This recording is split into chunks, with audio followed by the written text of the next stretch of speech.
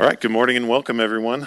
Thanks very much for being here at the Tuolumne County Board of Supervisors meeting for May 11th, 2021. I'm going to look to Supervisor Goldenberg to start us off by leading us in the Pledge of Allegiance. Ready? Begin. I pledge allegiance to the flag of the United States of America, to the republic that stands one nation, under God, indivisible, with liberty and justice for all.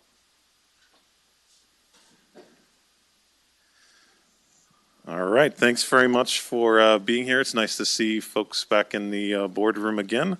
This is our second day, our second meeting being open to the public, and it's good to at least approach being normal again. I'll look to our board clerk to give us a rundown of our public participation procedures, and then we'll go into oral communications. Good morning. In order to protect the health and safety of our Tuolumne County citizens, this board meeting is open to the public with modifications. Capacity is limited to 50 people, including board members and staff. Face coverings and physical distancing of 6 feet will be required. During the board meeting, citizens physically present who wish to provide public comment will be invited to do so by the board chair.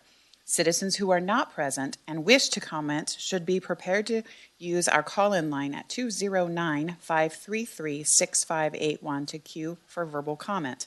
Options for public access audio and video live streaming. The public will not have access for public comments via these media options. They are available for audio and visual only. Number one, the county website at https://www.tuolumecounty.ca.gov/745/board-meetings. Number two, access Tuolumne County at www.accesstuolumne.org and click Watch Live and/or Comcast Cable 8. Number three, Zoom webinar via computer at https://zoom.us/j/98737385155 and/or call in at 1-669-900-9128 with webinar ID :98737385155. Zoom webinar services tend to have reduced broadcasting delay in comparison to the county and Access Tuolumne live streams and is suggested for the closest to real-time viewing and listening. Important public notice. Under the Governor's Executive Order N2520 and N2920, members of the Board of Supervisors can participate by teleconference.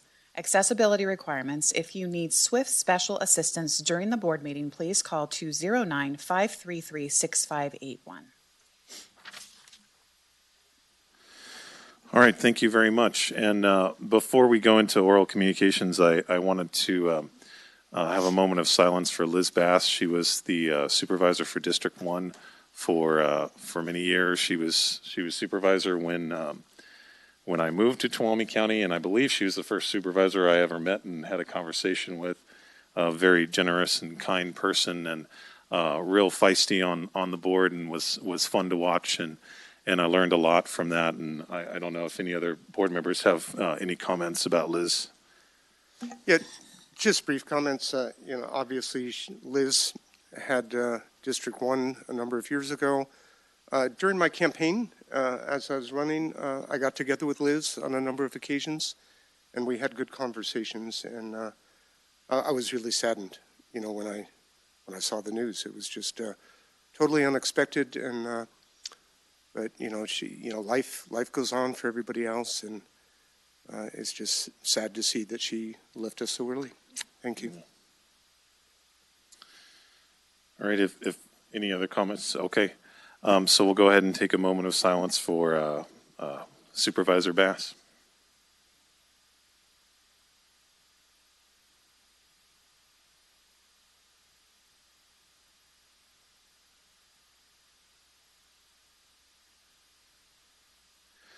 Thank you.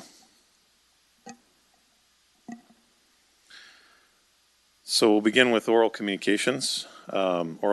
Our board values public participation and encourages community members to take this time to provide comment on matters of county interest. This section is for comment not related to items on the agenda. The public comment time limit of 3 minutes per speaker applies, and no action may be taken by the board on topics discussed. Your board members are listening carefully to these comments and appreciate you taking the time and personal investment in our community. So at this time, I'll invite anybody that is in the room right now to the lectern to, if they have any public comments they would like to make.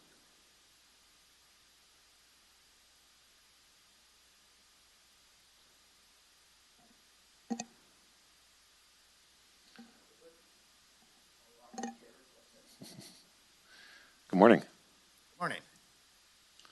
Thank you to the board for giving me the opportunity to speak here today. I'm Jeff Musio with Hazy Bulldog Farms, the cannabis dispensary in town. I just wanted to reassure the board that I'm definitely committed to wanting to invest in the county and expand my business into the county, where I think a grow would be really good for the county, create a lot of jobs, create a lot of revenue, and I believe that's what the voters want. I know over the years you've heard arguments that, cannabis businesses operate as a loss to the municipalities and stuff like that. But I think the cannabis industry has destroyed that notion. It is now the #1 growing industry in the nation, and you don't become that way by operating at a loss.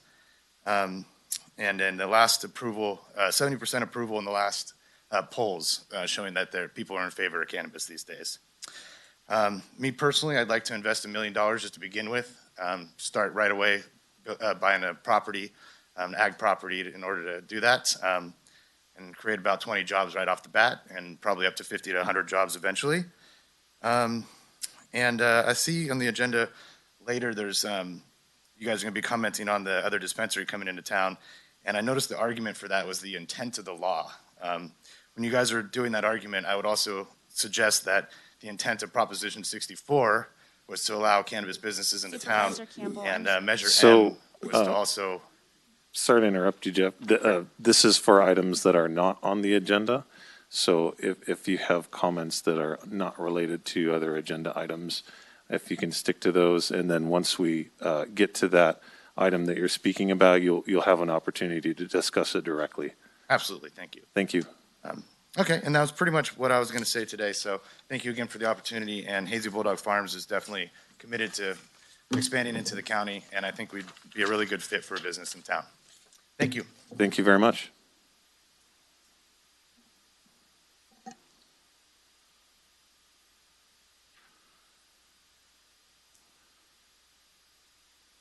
Good morning. Good morning. Thank you for having a lectern this time. The last time I spoke was at your retreat at the Tuolumne City Hall. Right. I appreciate that time. I appreciate this time, and thank you all to supervisors and staff for doing what it took to open this.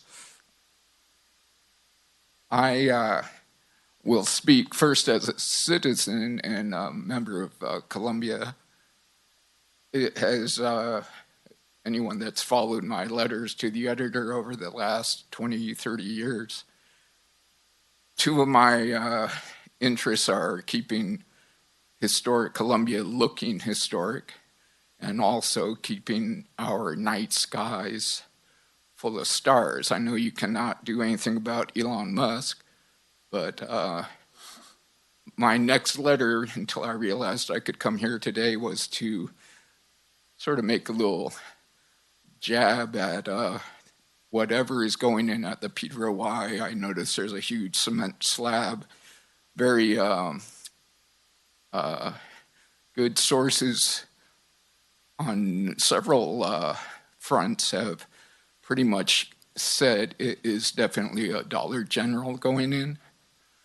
I think if that's the case, they will say not to let the horses out of the barn, or something about shutting the gate after the horses are already out. The barn is not built yet, so in the process, I would like to see signage and night lighting addressed through community input. I've reached out in the past to some of my supervisors and have not heard back. To me, that's, I think, overstaffed. You know, I know everyone's working hard, but that just seemed, even a courtesy response that something was received would be appreciated. I applied to 2 commissions, haven't heard anything. I don't care if I'm accepted. I would almost be glad if I wasn't, but courtesy should at least be on the agenda. As far as agendas, I would like whatever's being done at the Peter Y to be agendized for the Board of Supervisors. And stepping out of a private citizen into Columbia Area Advisory Council chairperson for lack of other willing participants to step up, I would like that to become part of the public input into an agenda item. 1-0. Thank you. Thank you.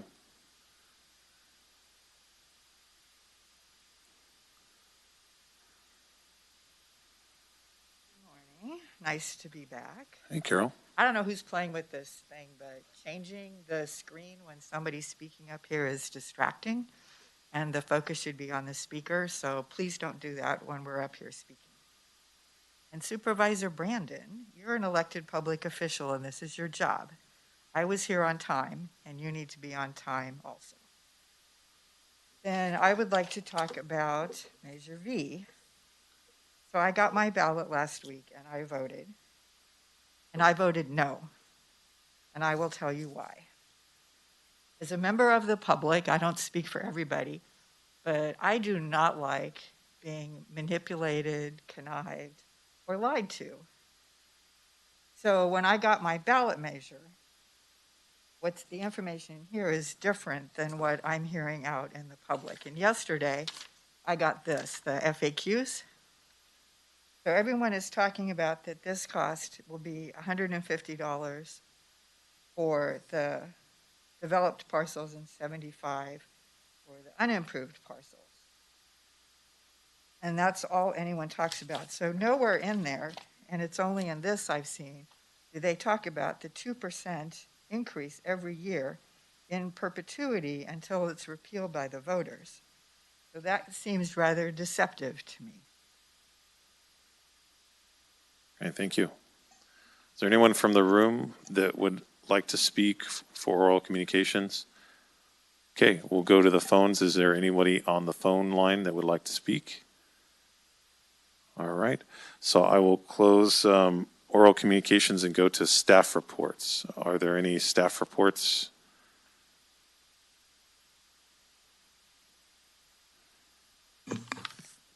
Good morning. Good morning. Debbie Batista, County Register of Voters, and a few other hats. As Carol pointed out, we are in the middle of an election. I want to tell you that Tuolumne County voters rock. I have more than 2,000 ballots already received downstairs. I went to the post office today and picked up 7 trays of ballots. So the public is definitely engaged, thank you. So here's some dates to keep in mind. One can mail their ballot in, hence all the 7 trays we got this morning. One can drop them off at the 8 different drop-off boxes. They will be picked up every other day. One can vote in person, but the only place that one can vote in person is 2 South Green Street, which is the elections office, which is on the 2nd floor of this building. And we are open from 8 o'clock in the morning till 5 o'clock at night. And then on June 5th, which is a Saturday, we will be open from 9 o'clock to 1 o'clock. And then on June 8th, which is Election Day, we will be open from 7 a.m. in the morning till 8 p.m. at night. So let your voice be heard and vote, but do me a favor and get your ballots in early. So Tuesday night, when I push the button, there won't be any concern that we have a lot of ballots not processed and we don't know what the results are. It would be really nice to know Tuesday night what the results are. Thank you. Thank you.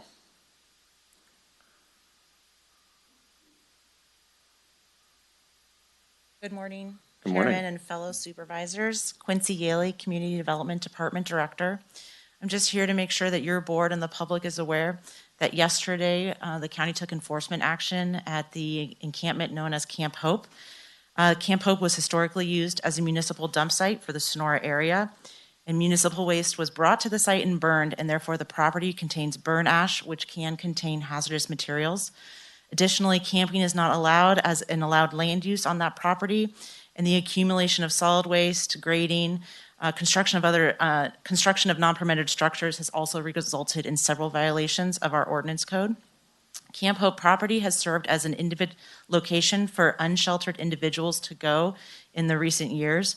In addition to the non-permitted shelters that are constructed on the site, there's an accumulation of garbage, human waste, hazardous materials, tires, and abandoned vehicles.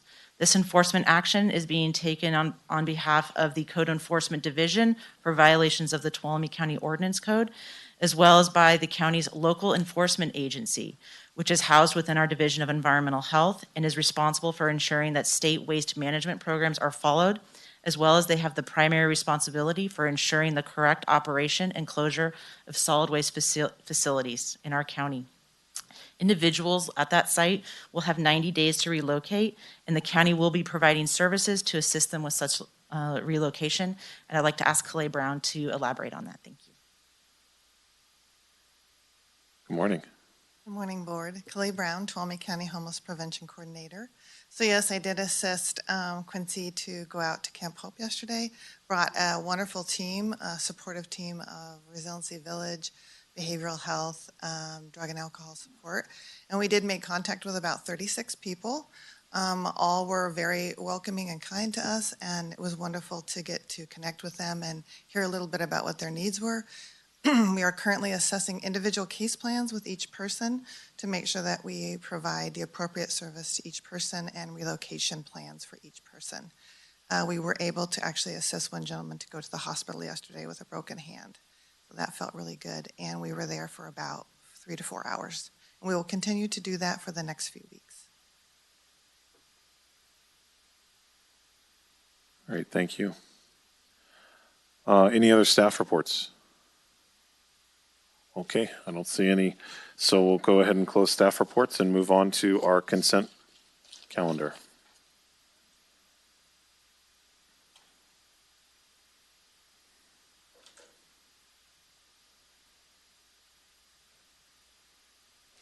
Number 1, approving a technical services agreement with the Immigrant Legal Resource Center for Immigration Defense Technical Services at no cost for term to expire March 2022 and authorize the Tuolumne County Administrator to sign. Number 2, adopting Resolution 4321 authorizing the District Attorney to apply for a renewal of California Office of Emergency Services Agency grant in the amount of $307,906 for the District Attorney's Victim Witness Assistance Program.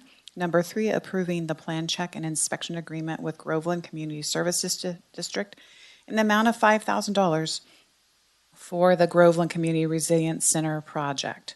Number 4, approving Resolution 4421, authorizing engineering staff to prepare and administer federal funding application for the reconstruction of Pine Crest Lake Road, Dodge Ridge Road, Dodge Ridge Loop Road under the Federal Lands Access Program through the Federal Highway Administration Central Federal Lands Highway Division. Number 5, approving the reappointment of Laura Sundry and Devin Woodruff to the first 5 Tuolumne County Commission with terms to expire March 31, 2023. Number 6, approving the indemnification agreement with Hard and Flat LLC under Canvas LLC and the County of Tuolumne, which relieves Hard and Flat LLC of its indemnification responsibilities and assigns those responsibilities to Under Canvas LLC in the Under Canvas litigation. Number 7, approving the indemnification agreement with Hard and Flat LLC, Huntsy Corporation, and the County of Tuolumne, which relieves Hard and Flat LLC of its indemnification responsibilities and assigns those responsibilities to Huntsy Corporation in the Terra V litigation. Number 8, consideration of adopting Resolution 4521, proclaiming May 16 through May 22nd, 2021 as Emergency Medical Services Week. Number 9, approving the Tuolumne County Fire Department 2021 through 2025 5-year strategic plan. Okay, would any board member like to pull an item? Okay, any comments on the consent calendar in total? Okay, Supervisor Goldenberg. I have just one comment on item number 9, the County Fire Department 5-year strategic plan. Just very glad to see that it is now here and complete. Chief Nick Cashy and Andy Murphy, both put a lot of time and effort into this. I felt it was a very comprehensive report, and they put a lot of work into it, and it shows. And I'm glad that they were able to react to our concern and add in the portion on vegetation management, and look forward to working with them on implementing things in this report. Thank you. Thank you. Okay, if there's no other comment, I'll see if there's any public comments on the consent. Anyone from the room or on the phone like to speak on consent calendar? Okay, I'll close public comment and bring it back to the board for a motion. And I'll make a motion to move on consent calendar. I'll second. Okay, motion by Supervisor Kirk, second by Supervisor Goldenberg.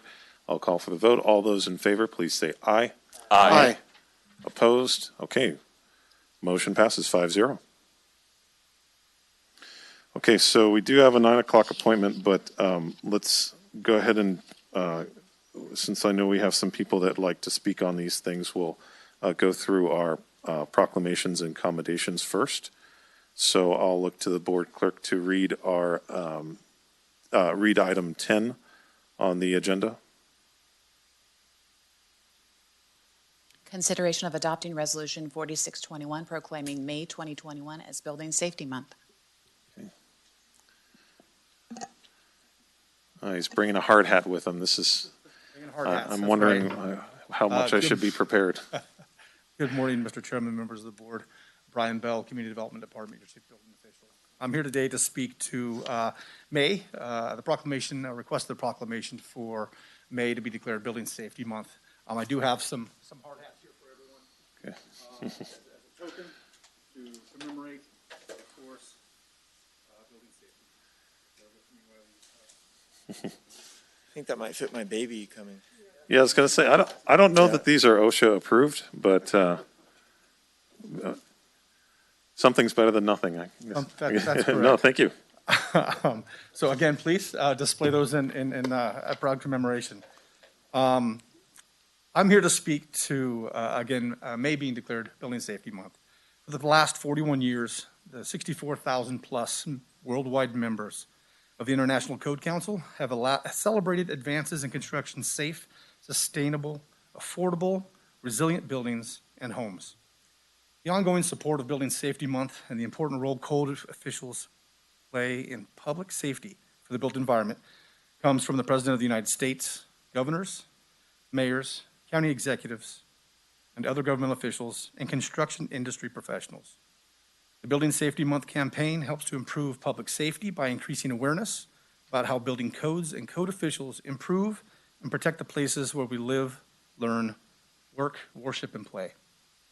The theme for Building Safety Month 2021 is Prevent, Prepare, Protect, Building Codes Save. This theme is particularly important to the Tuolumne County Building and Safety Division. For the last 14 years, the Building and Safety Division has oriented all services it offers toward community safety and economic growth by adopting the key philosophy of enforcement through education and project facilitation. Using this philosophy, we have developed streamlined plan review processes, expanded our online code information handouts, created an online permit application program for over-the-counter permits, provided electronic inspections for qualified projects, and regularly offer code update training. As part of the overall theme for this month, the International Code Council has provided weekly themes to broaden awareness of construction codes as follows. Week 1, May 3rd through the 7th, is Energy and Innovation.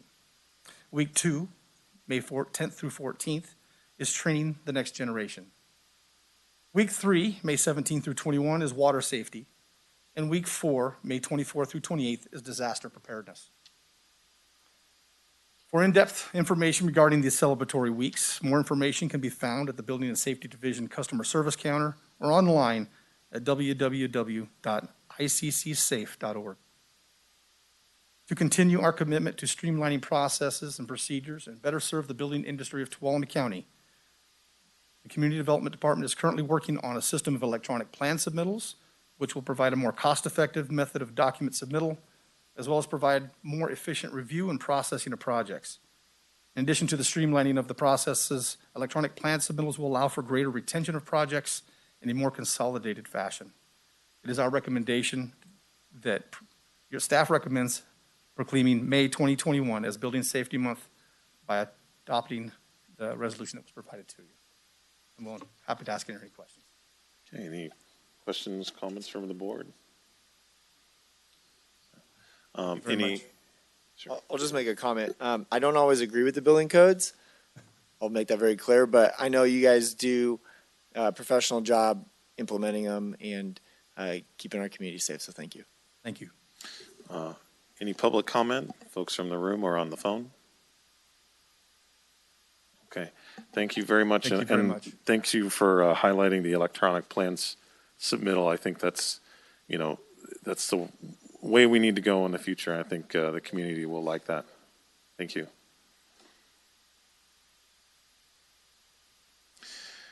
Okay, so we'll move on to item 11. Could you please read item 11? Oh, that's right. So we're not moving on yet because we do not have a motion. So we've opened it up to public comment. I'll close that. And I will bring it back to the board for a motion if there's no other discussion. I'd like to make a motion I'll second. to adopt resolution. I'm sorry, I don't have my glasses on. The resolution proclaiming May 2021 as Building Safety Month. It's 46-21. Thank you. Now I'll second. So we have a motion by Supervisor Half, second by Supervisor Brandon. I'll call for the vote. All those in favor, please say aye. Aye. Opposed? Okay. Motion passes. Thank you very much. Okay, now we'll move on. So I think we're on item 10, so now we're on to item 11. Consideration of adopting Resolution 4721 proclaiming May 15th, 2021 as National Peace Officers Memorial Day and the week of May 9th through May 15th as Law Enforcement Officer Memorial Week. Morning, Sheriff. Good morning, Board. Good morning, Chairman Campbell. Thank you for having me here today. Thank you for your time. I'm here today to recognize National Peace Officer Memorial Day and National Peace Officer Week. As you know, law enforcement plays a very important role in our community, protecting those who are in need from those who would do harm. As such, it is often a very dangerous job, and I apologize, my glasses are fogging up here, which sometimes ends in the loss of life of those brave men and women who are there protecting our communities every day. To honor the law enforcement officers who have lost their lives in the line of duty, President Kennedy proclaimed May 15th as National Peace Officer Memorial Day and the calendar week of May 15th as National Peace Officer Week. National Peace Officer Week pays a special recognition to those law enforcement officers who've lost their lives in the line of duty. I would ask that your board join in our nation in proclaiming May 15th as National Peace Officer Memorial Day and the week in which it falls as National Peace Officer Week. I have a short video to play for you to recognize those men and women who lost their lives this past year in 2020.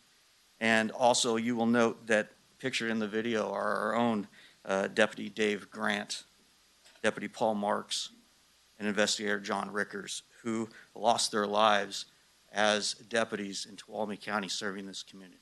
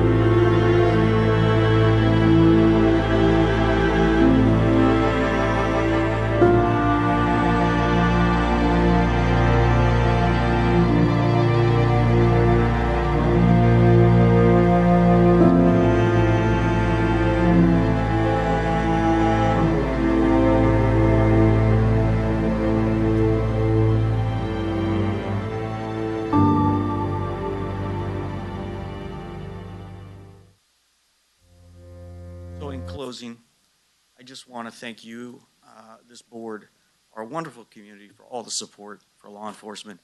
And during this week, if you see one of us out there in uniform, wave, say hi. It is greatly, greatly appreciated by our staff. And, you know, in this day and age, it really helps. So thank you for your time. All right. Questions or comments for the sheriff? I'll make a comment. Sure. I mean, the video, the short presentation speaks for it all. And like you said, we're very fortunate to live in Tuolumne County. I think you drive down the road just to Modesto, Valley, Alameda, with all this hate towards law enforcement these days. There's so much misinformation out there, and we're taking a bad apple and applying it to the whole tree. And I think here in Tuolumne County, we're fortunate that we do back law enforcement. And there's very few careers, firefighter, law enforcement, where you go into and you know that there's a chance you might not come home at the end of your shift. You can't say that for a board member. You can't say that for clerical. You can't say that for, owning a business. But there's very few professions where you actually put your life on the line. And I think we just need to remind ourselves in our community, these are people, these are friends, these are families, these are uncles, fathers. I have a few friends who are sheriffs. I'm telling you, man, they give their life up in a heartbeat to save somebody they don't even know. And so thank you, Sheriff. Thank your team. And just God bless you guys. Be safe out there. Thank you. Our staff go out there every day, put their lives on the line for this community. They love what they do. They love this community. And part of it is because we get so much support from this community. It makes it a great place to work. So thank you for recognizing that. Yeah, and I agree completely with Supervisor Kirk's comments that we have a true community-based law enforcement team in Tuolumne County. You know, I wave hello constantly, you know, when I see our deputies out in the field, and they're always working, always helping the community and making sure that we're safe and that people, and it goes so far beyond just, you know, the kind of police work you see on TV shows. You know, there's so much more that just people don't realize about what the job entails. I think we got a small taste of that a couple of months ago when one of your deputies saved a man who was trying to take his own life, and there were very dramatic pictures of that event of basically one of our Tuolumne County Sheriff's deputies holding a man by the sleeve off the side of a bridge. And the only reason we saw that is because there was a picture of it, but you guys are doing that every single day where there's nobody there watching, where there aren't any pictures, and the kind of heroics that go on that are unrecognized on a day-to-day basis. We need to be aware of that, I think. So it's good to take time to appreciate the deputies and police officers throughout the state and the nation that, as Supervisor Kirk said, that didn't come home from work. So we thank you for bringing us your presentation, and that video is wonderful. I'm going to look and see if there's any comment. Oh, I'm sorry. Supervisor Half. Yeah, the presentation was very moving. I hate sounding muffled. Thank you for providing that for us today. And, we've talked about recruiting, and I hope somehow, some way, you can capture the essence of what this community thinks about law enforcement and how appreciative we are of everybody in your office and with the PD. Anyway, if you can capture that in your recruitment for other law enforcement officers, sheriffs, that would be phenomenal, because this is a community that cares, and we all work very well together, and you're a big part of that. So I just wanted to make sure you knew that, and please take back to the rest of your group that I and the rest of the board really appreciate the service you provide to this community. Thank you. Thank you. All right, are there any comments from the room or on the phones? Okay, if not, I will bring it back to the board for a motion. So before I make a motion, Supervisor Happ brought up a good point. I think as law enforcement continues to go through the pointing fingers that they're getting, I mean, I was at a baseball game yesterday with my son, and I saw 2 sheriffs. And they're our community. So I mean, if we can pitch it to people that we embrace law enforcement here and we support them, I mean that might be very valuable in the future. So just wanted to jump on that comment. That was a great comment. So I will move on considering of adopting resolution 4721 proclaiming May 15, 2021 as National Peace Officer Memorial Day and the week of May 9th through May 15th as Law Enforcement Officer Memorial Week. Second. Okay, we have a motion by Supervisor Kirk and a second by Supervisor Haff. I will call for the vote. All those in favor, please say aye. Aye. Those opposed? Okay, motion passes 5-0. Thank you very much, Sheriff. Thank you, Chairman. Thank you, Board. All right, so we're on to item 12. Consideration of adopting Resolution 4821, recognizing and commending One Pile at a Time and its partners for their selfless community service in cleaning up Tuolumne County.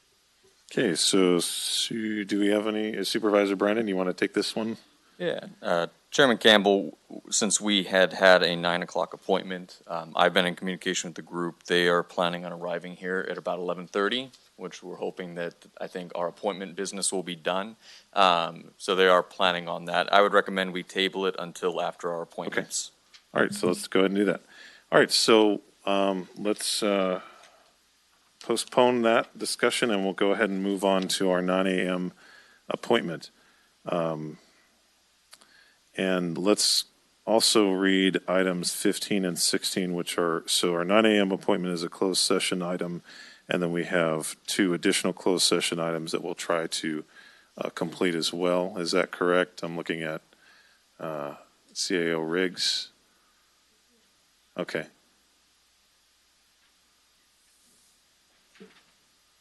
Supervisor. I'm just looking, what would you advise the best course of action rather than open and close session 3 or 4 times?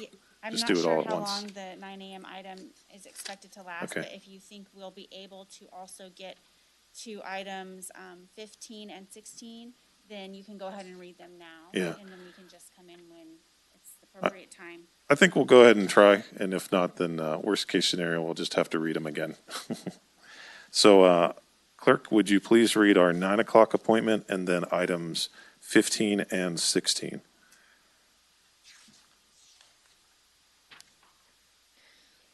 Nine a.m. closed session, public employee performance evaluation, Authority Government Code Section 54957B1, Title Community Development Director.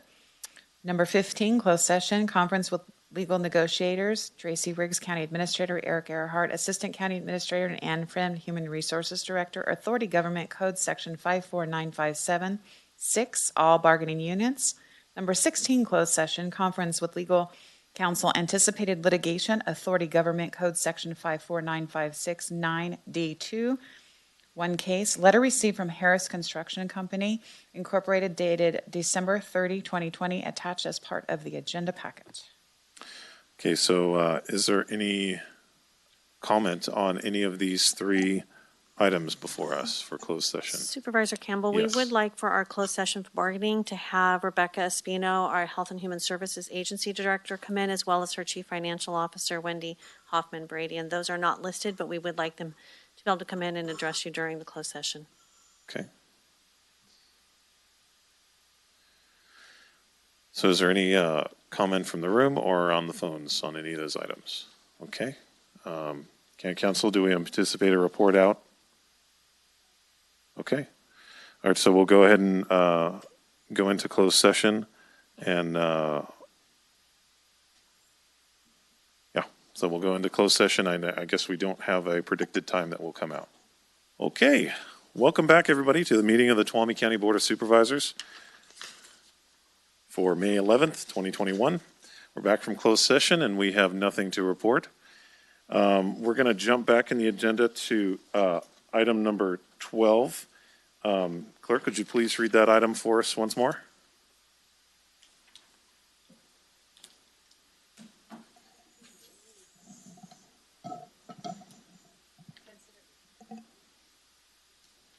Consideration of adopting Resolution 4821, recognizing and commending one pile at a time and its members and partners for their selfless community service in cleaning up Tuolumne County. Okay. Supervisor Brandon, do you want to take this one away? Yes, thank you, Chairman Campbell. And see, we have one pile in the audience today, and every now and then, I think we have in our community a bunch of people step up in an inspiring way that it's something everybody's thinking about, seeing, wanting to do something, but a few brave individuals actually taking action inspire a huge change in how we think about issues and inspire other people to be part of the solution.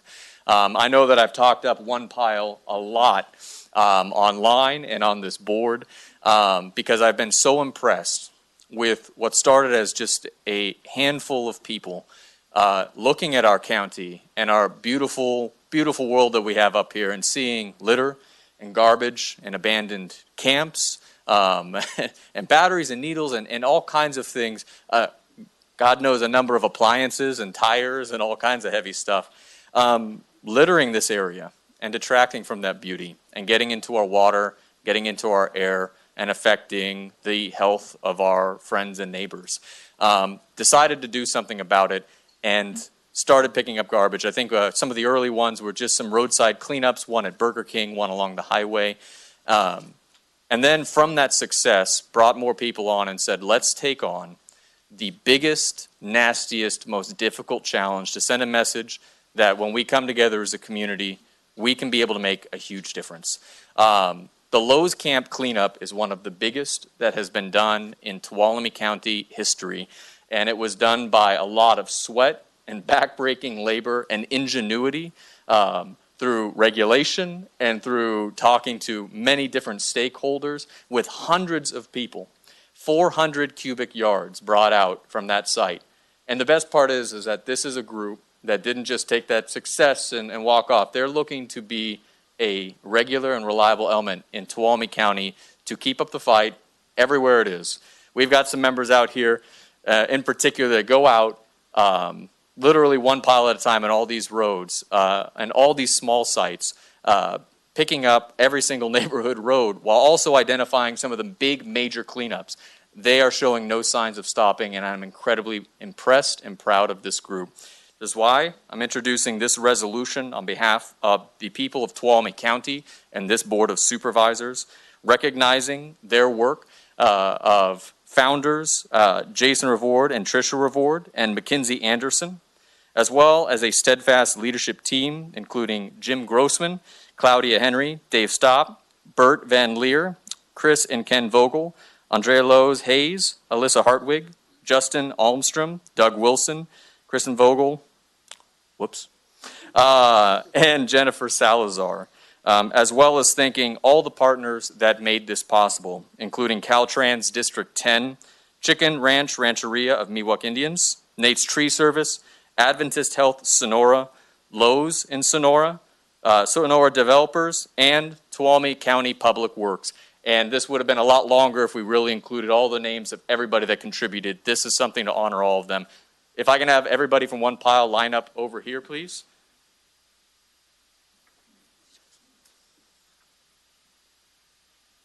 Oh. I think I'm jumping the gun. Mr. Chairman? Okay. Well, does the board want to have any questions or any comments that they'd like to make before we invite folks from one pile to make some public comment?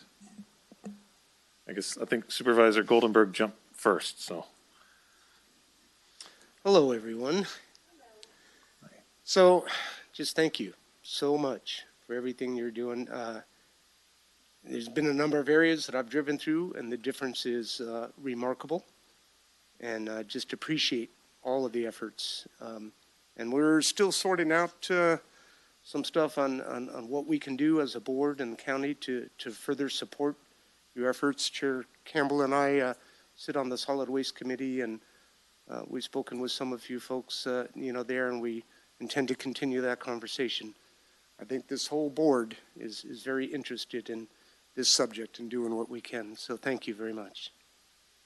All right, and then Vicki.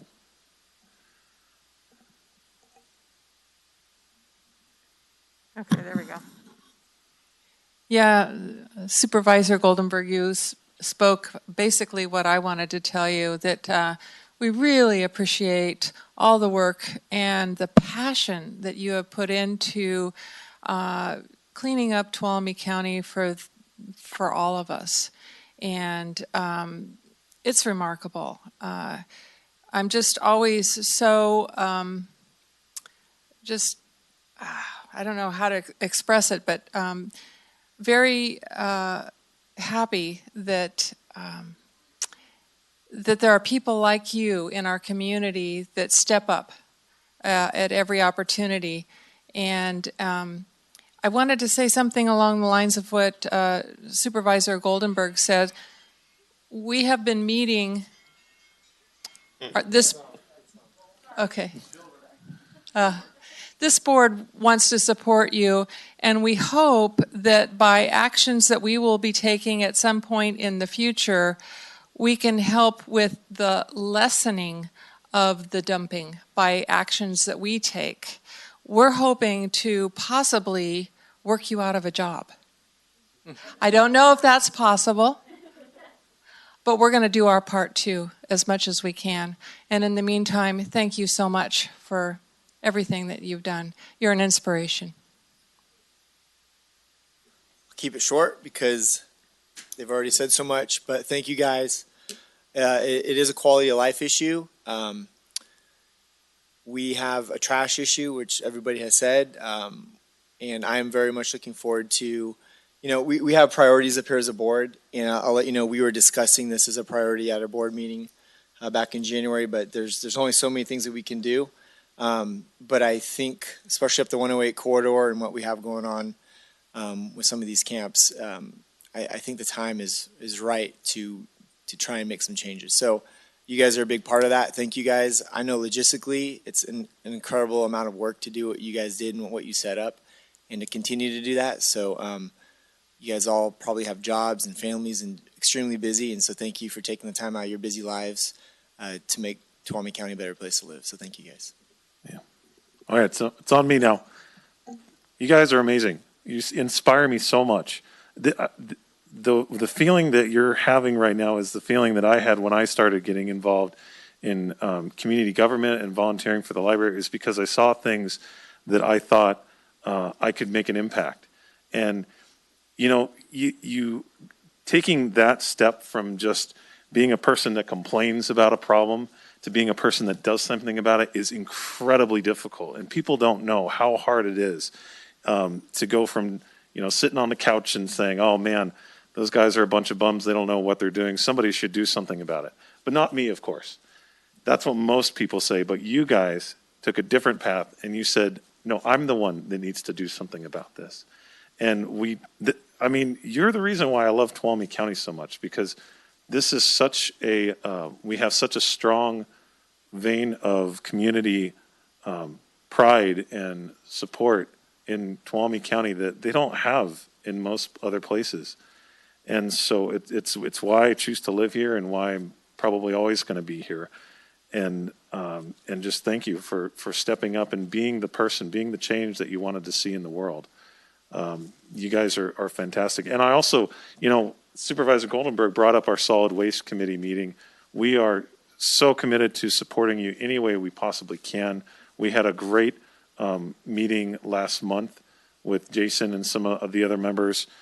And our next meeting is tomorrow at 1:00. So I hope you all will come and we can have a great discussion about what the county's doing, what some of the partner agencies that the county works with is doing, and what One Pile is doing in our community. And working together, that's how you really solve problems, is getting that coordinated community effort among many different groups. So just keep it up, man. I disagree with Supervisor. I don't think you will ever be out of a job because because what you've got is community pride and community spirit, and there's always work for people that have that. So thank you very much. And I did want to let the public open it up for public comment. If there's anybody from One Pile that would like to speak, or anybody on the phones that would like to comment, now would be the time for that. So Okay, so I'm Trisha Reward. I am the founder of One Pile at a Time. Can I take this off? Yeah, sure. Okay, thank you. So I want to say thank you guys so much for your support in our initiative to clean up our county. We want to provide not only a safe environment for ourselves, but our youth that are going to grow up and hopefully love this county as much as we do. So that's why we're out here. We're going to clean it up one pile at a time, day in, day out. And yes, we do have jobs. I'm taking care of my grandchildren as well as my kids, and my husband's been on the road for 8 years, Monday through Friday. So what we do on the weekends this is our family time. Yeah. So thank you guys very much for having us here today. Thank you. Thank you. Okay.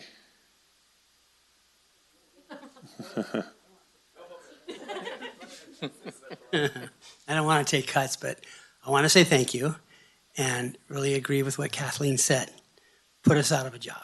We'll always do community stuff, but picking up garbage shouldn't have to happen. That Lowe's project shouldn't have been allowed to happen. So put the pressure back on you guys as a county, and we'll do what we can do. But being out there and seeing that stuff, it really made me angry. It made me feel for them on one level, but on the other level, that shouldn't have been allowed to happen. So pressure's on you guys, and I know you take it, and I appreciate that. We appreciate all the help, and thank you for that.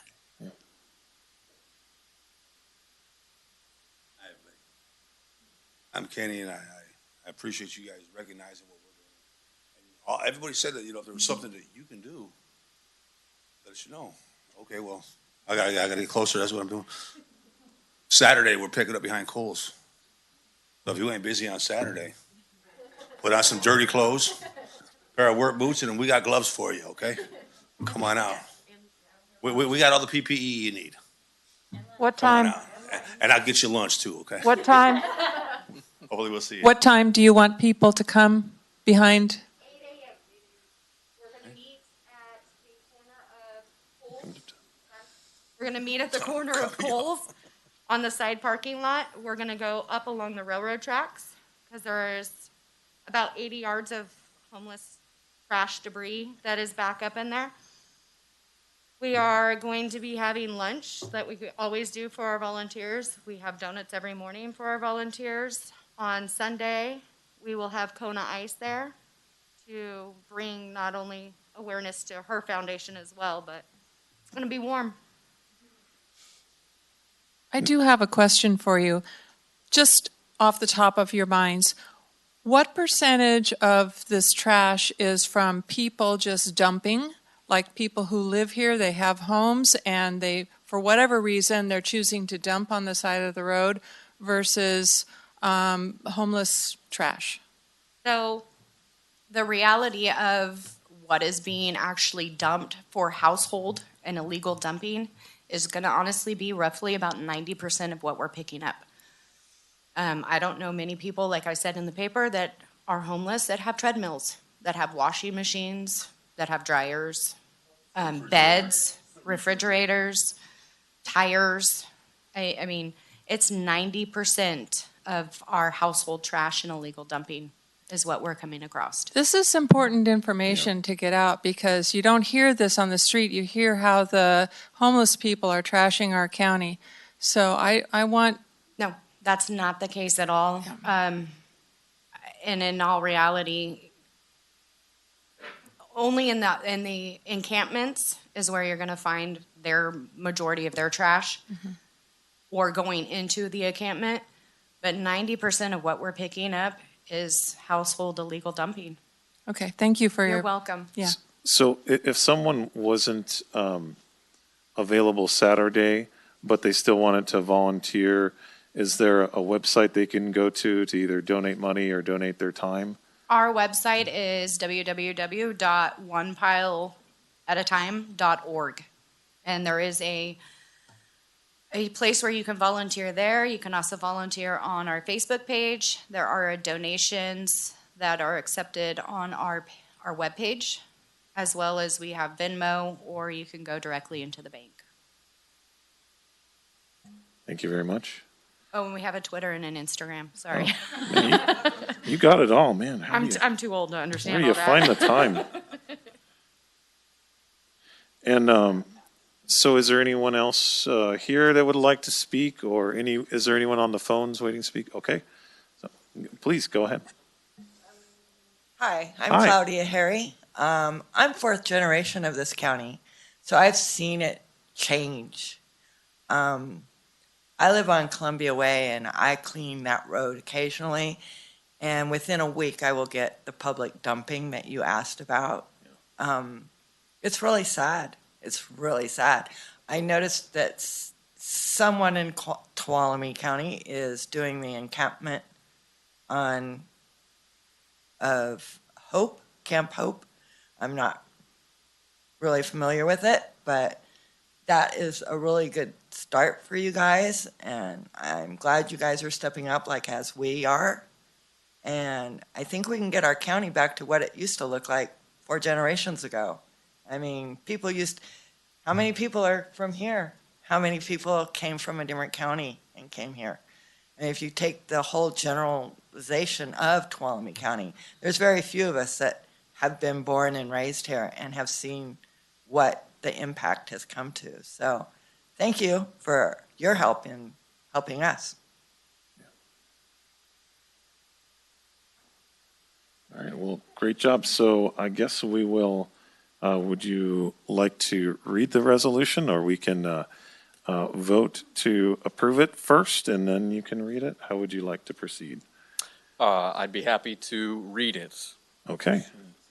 Mr. Chairman, whereas One Pile at a Time was founded by Tricia and Jason Revord and Mackenzie Anderson on January 10th, 2021, as a grassroots group to clean up garbage in Tuolumne County, and whereas One Pile at a Time has been supported by a steadfast leadership team, including Jim Grossman, Claudia Henry, Dave Stopp, Harry, Bert Van Leer, Chris and Ken Vogel, Andrea Lowe's Hayes, Alyssa Hartwig, Justin Almstrom, Doug Wilson, Jennifer Salazar, and whereas One Pile at a Time has in a short time been able to tap and channel frustration and caring for our community into a positive, empowering direction that hopes to continue serving the community through cleanup projects. And whereas One Pile at a Time ambitiously tackled one of the most severe, difficult, and daunting cleanup sites at what is colloquially known as Lowe's Camp. And whereas the Lowe's Camp cleanup raised tens of thousands of dollars and saw several hundred community volunteers and donors come together to clean up over 400 cubic yards of waste. And whereas several major partners made this possible, including Caltrans District 10, Chicken Ranch Rancheria of Miwok Indians, Nate's Tree Service, Adventist Health Sonora, Lowe's Sonora, Sonora Developers, Tuolumne County Public Works, and many more. And finally, whereas One Pile at a Time has also taken on projects such as Buchanan Mine Road with Love Tuolumne, Big Hill, Lime Kiln Road, Dulce Lane, Stent Jacksonville Road, Sanguinetti Court, Red Heather Court, former Sonora Burger King, Highway 108, the grade near the junction, Tuolumne Road, Confidence Road.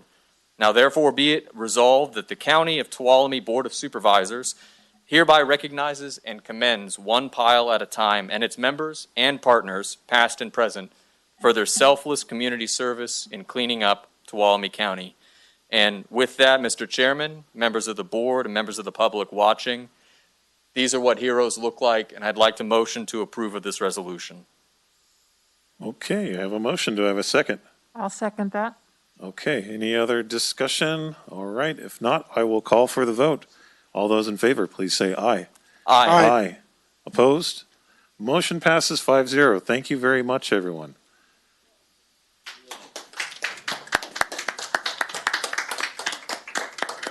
busy Saturday. Yeah.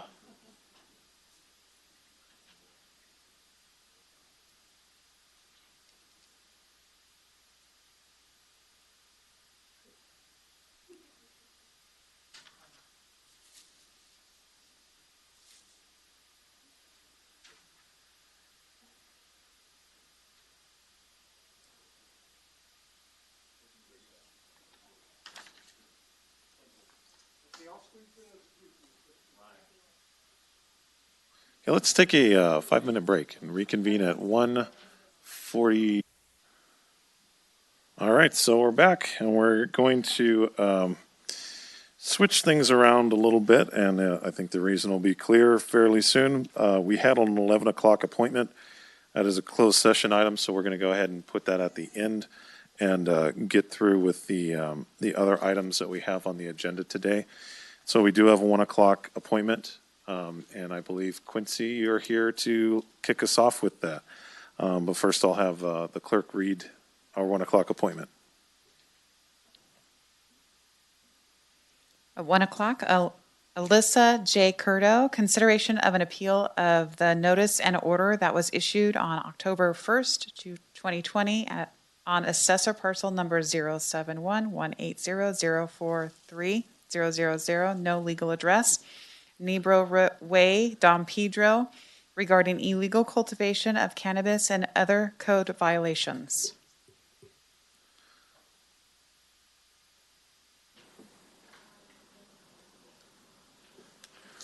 Good afternoon. Good afternoon, Board. I've just received, before I get into it, an email from Mr. Nielsen, who's representing the appellant, and he's saying the host is not allowing him to unmute. And I think that will happen when it is Mr. Nielsen's time to present. Is that correct?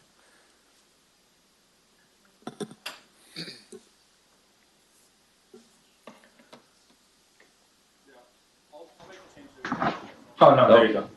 It looks like I'm unmuted. Okay, fantastic. Okay, great. Hey, I need to make a statement real quick. Okay, well, good afternoon. Oh, I need to make a statement.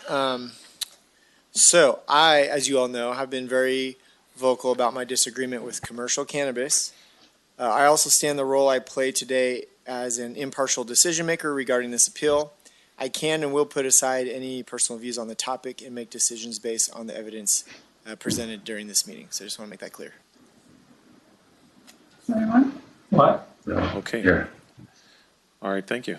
So if you want to go ahead and start. Thank you. Before your board this afternoon is an appeal from a code compliance notice and order that was issued October 1st, 2020, regarding illegal cannabis cultivation and other code violations on a parcel located on Enebro Way near Don Pedro Reservoir. Under the code compliance ordinance, your board is the hearing body for appeals. In terms of process, first, Quincy Yaley will be providing your board with an overview of the investigation in the case. And we also do have Code Compliance Officer Dan Butler present today if there are any questions that your board would like to ask of him. The evidence that the county will be presenting constitutes prima facie evidence, which means that it is sufficient to establish a fact unless it is disproven or rebutted. The burden of proof is on code compliance, and it's a preponderance of the evidence standard. So what that means is if more than 50% of the evidence points to a fact, the board can find that true. It's more likely than not standard. After code compliance presents its case, the appellant will have an opportunity to present evidence in response. Your board can ask questions at any time. And this is open to the public, although it's not a public hearing. In the traditional sense, it's open to the public. The public needs to be given the chance to provide public comment, and that should happen before your board takes a vote on this item. So after receiving the evidence, hearing public comment, your board will determine whether all the violations are true, whether just some of the violations are true, or none of the violations are true. And if your board finds that none of the violations are true, staff will withdraw the notice and order and refund the appeal fee. if the board finds that the violations are true, which code compliance is recommending, your board will then direct code compliance to prepare a final abatement order with the full calculated penalties. Now, regarding the penalty amount question, the code compliance officer also has the discretion to modify, reduce, or completely eliminate monetary penalties upon a showing of good cause. The appellants in this case have requested a penalty reduction, and they have provided some evidence in support of their request.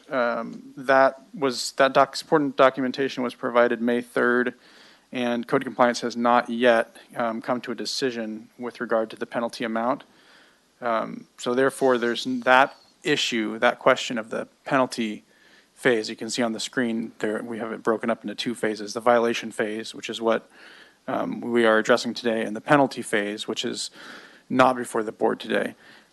Because the code compliance officer hasn't made a determination about the penalty amount, there's no decision to be appealed. If that decision is appealed, if the owners wish to appeal that decision, that would be done at a separate hearing. We've discussed this with the owner's attorney and with the owners, and we would not be requesting payment of an additional appeal fee if that happens and if that penalty question is appealed. I think with that, unless there are any questions about procedure, I will turn it over to Quincy Yaley to present the county's case. Good afternoon, Quincy Yaley, Community Development Department Director. The appeal of the notice and order we're here to discuss today is for a property located on Anibra Way in Don Pedro. Assessor's parcel number 71-180-043. The property is zoned general agricultural with a 20-acre minimum. Property owner Alyssa Kuto, and the appeal was requested by their attorney Eric T. Nielsen. On September 11th, 2020, the County Code Compliance Investigator Dan Butler, in conjunction with the California Department of Fish and Wildlife, performed an inspection at a parcel with no legal address in Lake Don Pedro and found numerous violations, including outdoor cannabis cultivation and other zoning violations. On October 1st, 2020, a notice and order was mailed to the property owner regarding ordering the removal and proper storage of all chemicals, removal of all solid waste on the property, removal of outdoor storage, and an application or reasonable pursuit of a building permit. This case is limited to the administrative enforcement of our ordinance code and its adopted regulations, and any or other state regulations regarding the growing of commercial cannabis do not apply in this situation.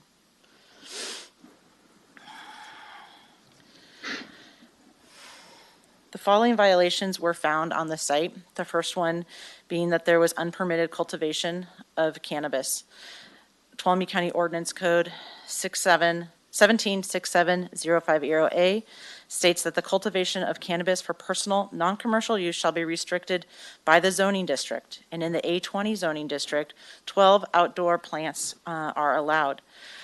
The staff observed 701 plants on the site during the inspection. And further, the lease agreement that was provided to the county by the applicant's attorney indicated that there is a clear purpose of cannabis cultivation on the site and that it was for commercial purposes, as it indicated that the owner was to receive a portion of the profits.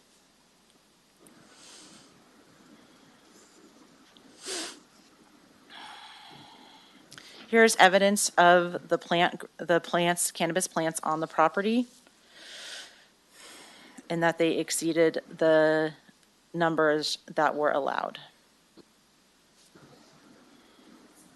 With respect to solid waste, Ordinance Code Section 805045 requires standard storage containers to be used, which are identified as non-absorbent, watertight, vector-resistant, durable, and easily cleanable. During our inspection, we found the site littered with trash that was not being stored as required by our ordinance code. Ordinance Code Section 1767050B2 prohibits the use of generators for cannabis cultivation unless there is an emergency power loss situation. Generators were found throughout the property, and there were no other connections to utility electrical service observed on the site. This is a generator near a well. Additional generators through the site. With respect to the storage of chemicals, our ordinance code defines a public nuisance in line with the civil code, which is anything that's injurious to health, including but not limited to illegal sale of controlled substances, or is indecent or something offensive to the senses, or an obstruction to the free use of property so as it would interfere with the comfortable enjoyment of life or property, or unlawfully obstructs the free passage or use of any navigable lake, road, park, etc. These things are deemed a nuisance, and the county finds that the improper storage of chemicals on the site to be a nuisance. Regarding flammable liquids, using that same citation as the public nuisance, the county found that the storage of the flammable liquids on the site also constituted a public nuisance.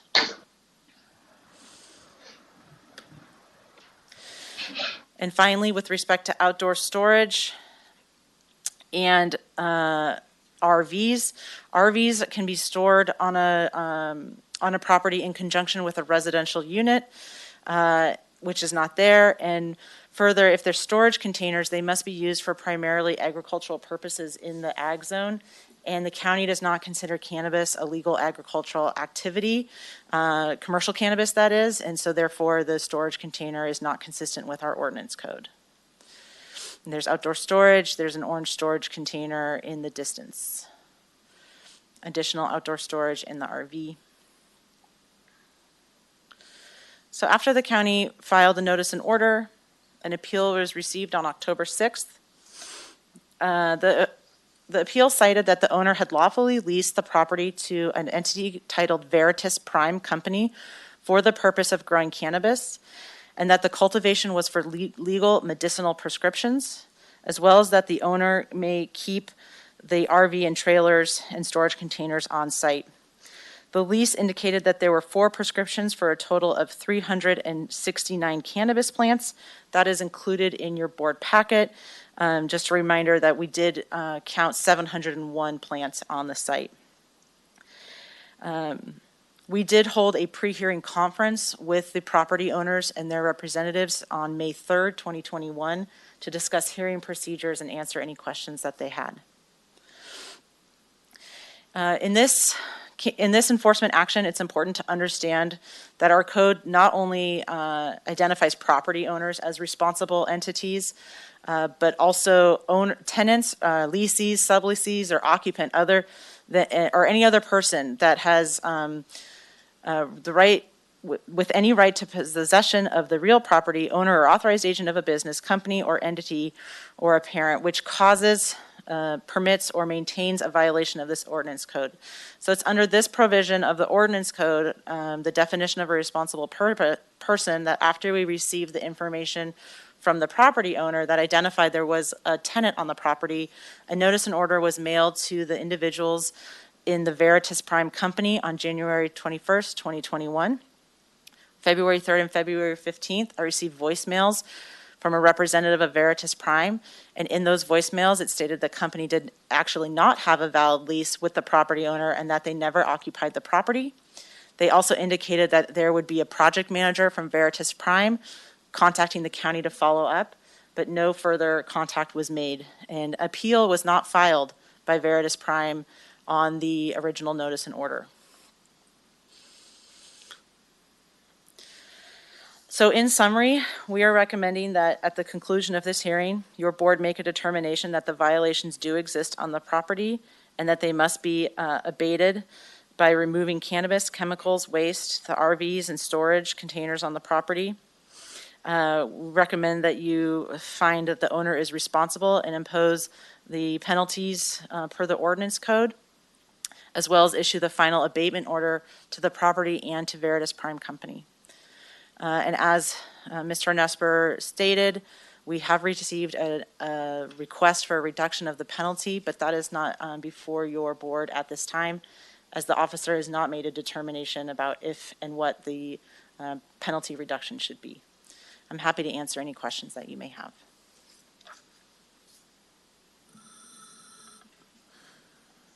All right. Questions for staff? Supervisor Brandon? All right. Hi, Quincy. Hi, Cody. One question you mentioned of the 369 authorized plants. That is, I guess, the 99, it's on the packet, 99 met exemption to have a larger than the normal amount of grow. Is that a legitimate license in the state of California?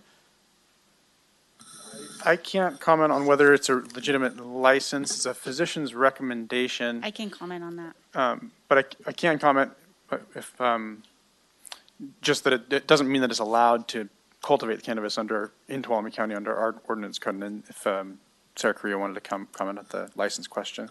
Sure. So the licensed, sorry, let me back up.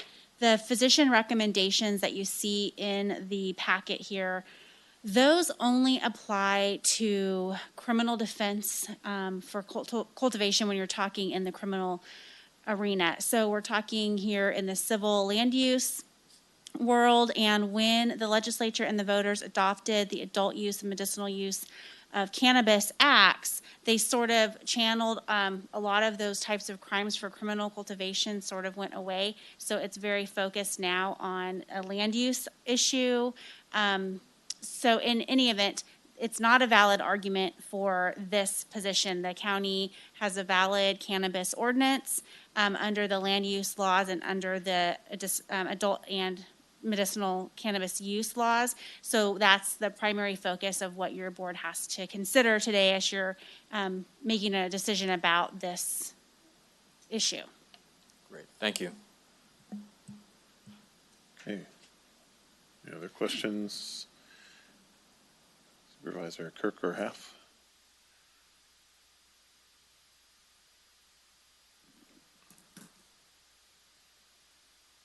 Okay, I'm a little confused about something.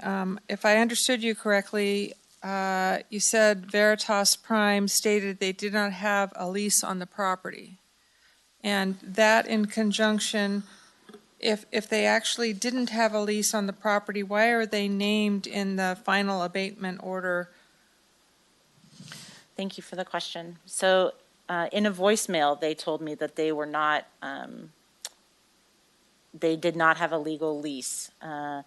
And without any other documentation to show evidence that the lease that was given to the county was null, that's all we have. And because they did not appeal the case, therefore it's, we go to the next step of final abatement. If Veritas Prime had appealed the case and provided documentation as to their role or not a role in the activities on the site, they may have been able to have been ruled out as the responsible party.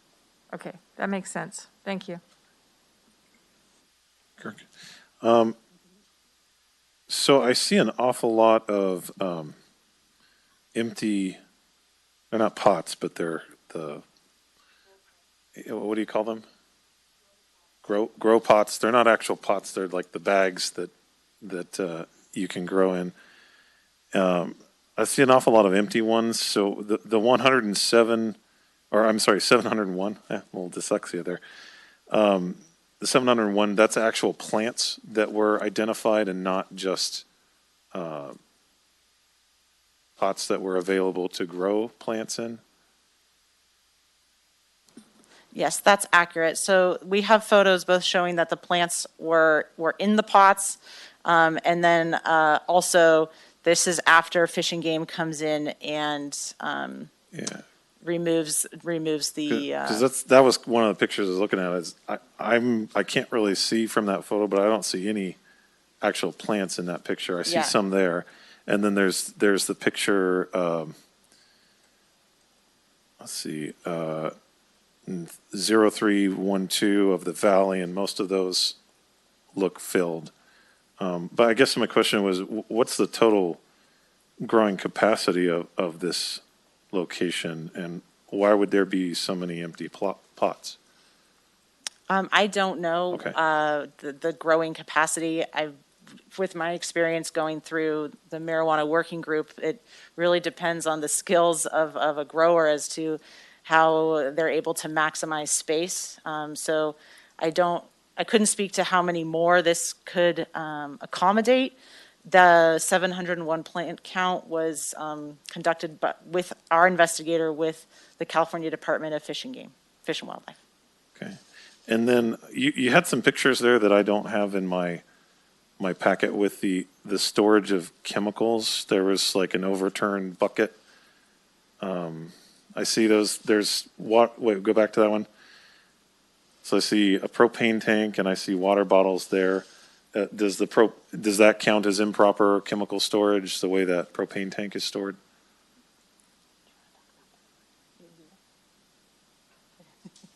I guess I'm hoping that we can go through and show, because I didn't see anything particularly that to me pointed improper chemical storage, other than, there's a jerry can sitting on the ground next to a generator.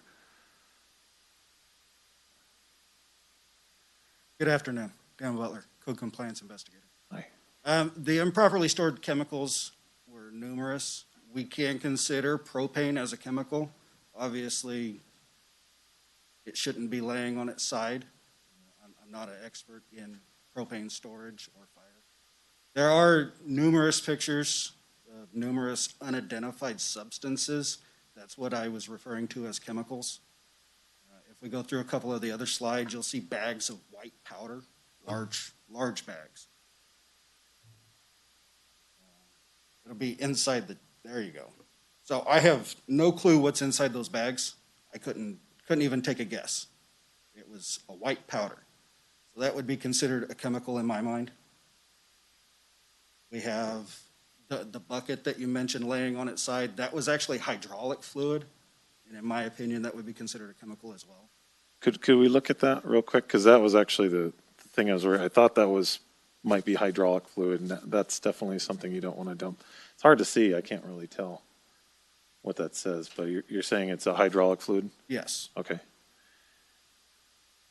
And was there evidence that was spilled on the ground, or was that just an empty bucket that they were using to carry something else around? When I go out on these grows, I'm advised not to touch Okay. buckets that I can't identify. I mean, it says hydraulic fluid, but there's no telling what's actually inside of it. So what you see right there is what I saw. I didn't see any evidence of any liquids on the ground around it.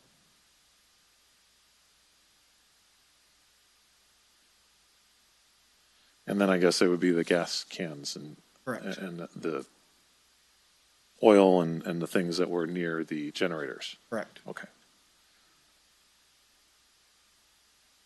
Okay. Thank you. That's all my questions. I think Supervisor Kirk has a question. Yeah, just because Supervisor Campbell was asking some questions about things on the ground. I'm looking at page 22 of 27 on the thing, and obviously this is really close to Don Pedro Reservoir. Did Fish and Game, did anybody go downstream to see if there was any water contamination from this? I didn't see anything in the report.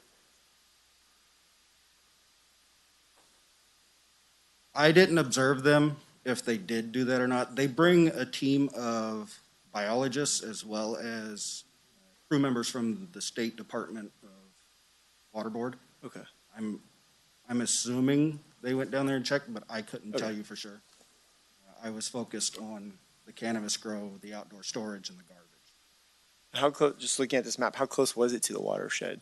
A couple hundred yards? We were in a depression that would be a drainage in the wet season that runs into the lake. Okay. I would guess we were probably no more than 400 yards from the water.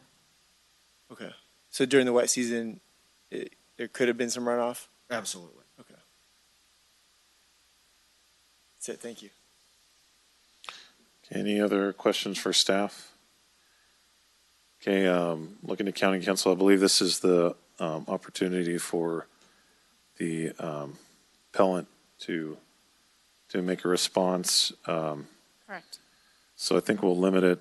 So I think, Quincy, that took you maybe 10, 12 minutes. So let's limit the time to 15 minutes for the response. Thank you. This is Eric Nielsen. I've got my computer a little bit far from me, so I'm not sure if you can hear me okay or if I need to pull it closer. We can hear you loud and clear. Okay, great. I just wanted to make sure everyone was in the picture. Next to me is Alyssa Kudo, property owner, and her husband, Hugo, who's part of this, but he's not an owner, so he got a pass apparently. So I guess I just want to address a couple of comments or questions that came up. And initially with Veritas Prime, it's a real company. It's a real, there's a real gal, Hazel Valera. We've got, my client has significant communication back and forth with her. I suspect that's why they haven't appealed. And absolutely, this judgment, any judgment that gets entered needs to be against them. And if you enter it against my clients too, it needs to be against both of them, because quite frankly, my clients were sold a bill of goods from this group. And as I'll let them explain, and I'll touch on it too, they understood reasonably, I think, that this was something that they were able to do. And really largely, or if not entirely, in part because of the various prescriptions that were tied to this. My client contacted the county, spoke with somebody up there, and really made, this was not a secret. And so, again, today may be a foregone conclusion. It may be the decision of the board that too bad, so sad, and my clients are prepared to accept that reality. But this appeal, I wanted to say a few things, but also wanted them to have a chance to explain who they are as people, because they're not going anywhere. They are part of the community up there, and they plan to be there for the rest of their lives. And so this is something they intend to deal with, and I think that the board should know them as who they are, and they're not pot growers. So I'll let them talk. Attorneys have a way of taking over, but I did want to address Hazel Valera. I'll be pursuing her to the extent that I can find her now, and to the extent that I can squeeze money out of her to help us. That will be my goal.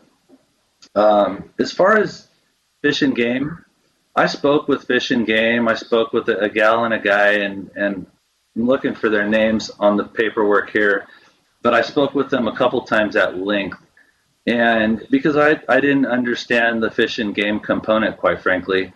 And what I learned from them is when we've got things like generators and gas tanks and things of that nature, they can't just sit on the ground. They actually have to be in a secondary container. And so to the extent that these were not in a secondary container, then yeah, they were not appropriate. But as far as whether something actually leaked or made its way to the lake, they said unequivocally that was not the case. And the explanation, because I asked them about that, I said, I don't understand how a generator 400 plus yards from the lake is an issue.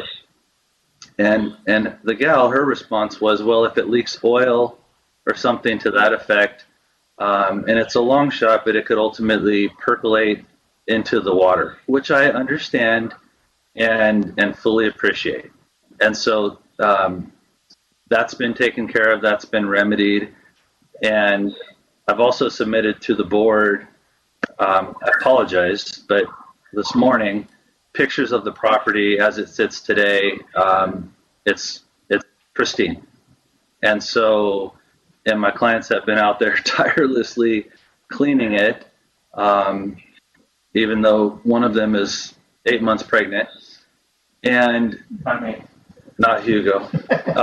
And to address the bags that you see, because the board received a letter from a neighbor recently showing various bags. these bags were actually filled with soil that was not native to the land, and it was designed to presumably help cannabis grow. And part of the issue with Fish and Game was that, listen, we don't want any of this on the land. And so my clients have been moving hundreds of bags, which are heavy, pulling them up and down the hill, getting them to landing areas to ultimately then lift into trailers, dump the soil that's in these bags, and discard it off the property. And so a lot of care has been taken by them to make sure they are doing everything exactly correctly to make sure there are no issues. Candidly, it would have been very easy for anybody to just tip. In fact, I asked, I said, why is this taking so long? Can't you just dump the dirt and get rid of the bags? And they said, absolutely not. We have to actually remove the dirt from the bags into a trailer, carefully get it off the property, then dispose of the bags. They aren't sitting there for a new pot grow or anything like that. They have not grown pot before on this property. Their neighbor, another neighbor, has. They found out and remedied that situation. But this was their only situation involved with this. If they're wrong, they accept that reality. But again, they wanted to have the floor, and I appreciate your time. I know it's valuable to at least give you that explanation. Happy to answer any questions you might have, and to the extent I've got a little more time, I'll let Alyssa or her husband speak. Yeah, you have about 8.5 minutes left. Mr. Chairman, with this break, may I call a point of privilege to address, I don't know if anybody else can hear that, but the very high-pitched ringing? Yeah, I think... Are we? Okay. Yeah, I think IT's working on it. So if you have... so I guess we'll turn it back to you if you would like to address this as well. So the Couteau family? Oh, we just kind of wanted to come here today to tell you who we are. I'm a nursing manager at Doctors Medical Center. I've never done anything bad in my life. I'm kind of in shock that I'm here right now. My husband had a pizza restaurant that unfortunately went under during COVID. We purchased this property in 2018. We just fell in love with the area, the people, how beautiful it is out there, and we wanted to build our home, and we kind of figured eventually we would, not immediately, but eventually we would grow some grapes and some pomegranates, have some agritourism potentially, and have weddings out there just because it's such a beautiful place. We actually got married there a year after we purchased the property because we just fell in love with it. And so you guys received some pictures that show that there's a venue out there that was actually just some grass that we put out there when we got married. We don't have an active venue out there like they're trying to say that we do. And then we ended up getting a loan through Bank of Stockton, and the manager actually went on maternity leave right before she approved our loan. So our lot size was too big. We were never able to build out there. So that's why we ended up having the trailer out there for a while. And then COVID hit. Yeah. COVID hit, and I was working 20-hour shifts, 24-hour shifts every day. And one day I ended up falling asleep on the road, and I almost went off the S-curve. And so we were looking at ways that we could possibly get off the property and move closer to town just for the time being. At the same time, my husband lost his restaurant, and these people came along. We had been looking for a long time. We brought in people from Napa that grow grapes, all these people, because we don't know anything about growing anything.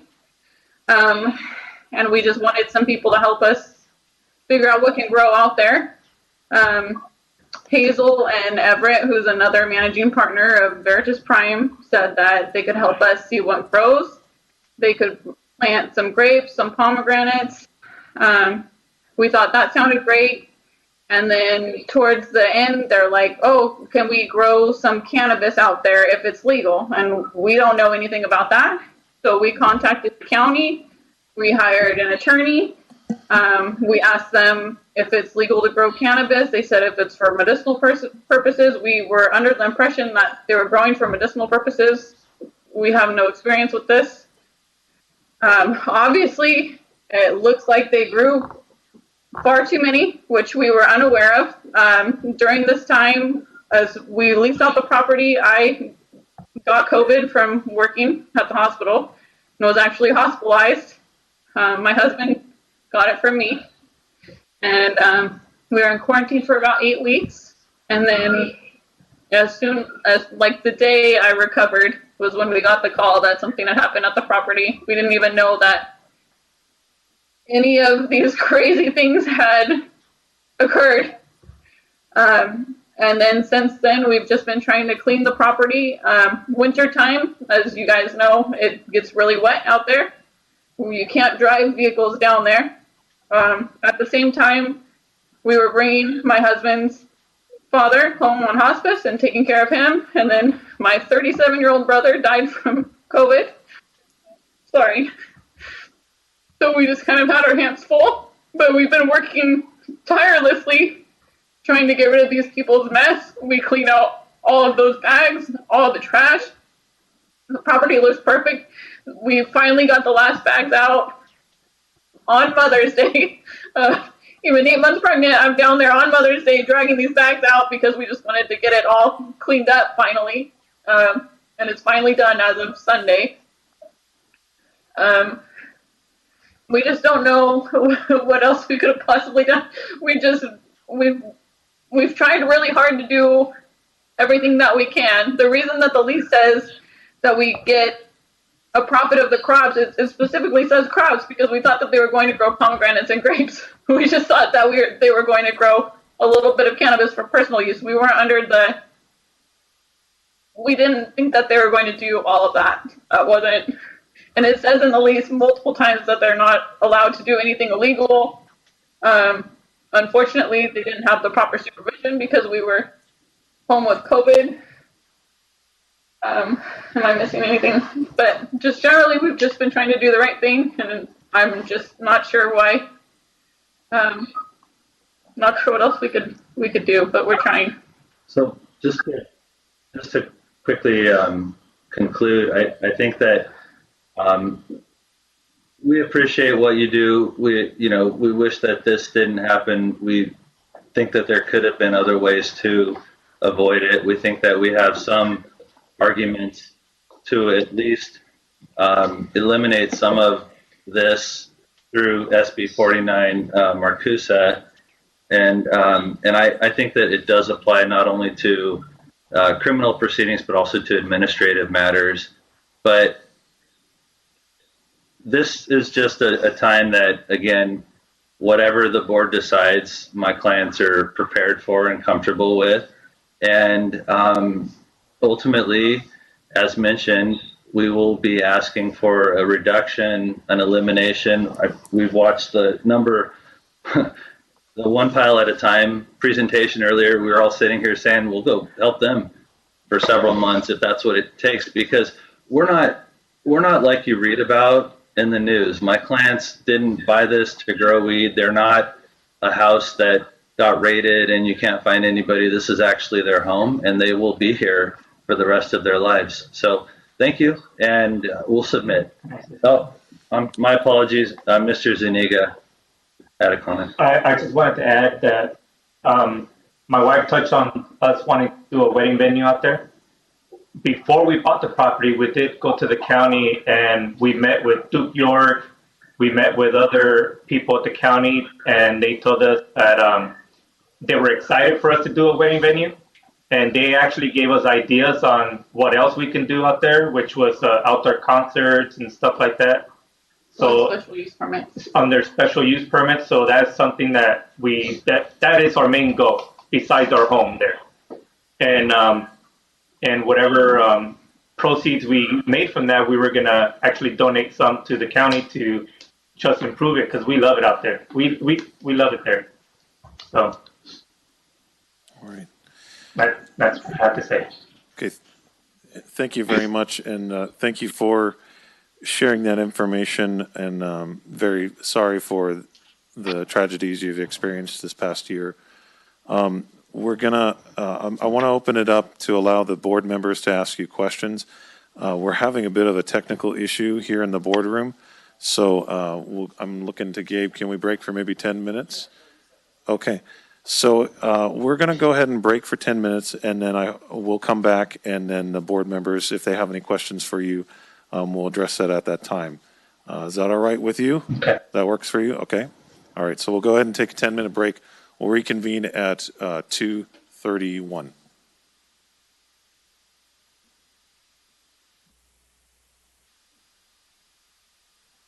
Okay. So can you hear me? All right, can you hear me? There we go. So we've got audio, got Jim. Okay. And then do we have the Kudo family back on Zoom? We're working on pulling you up right now.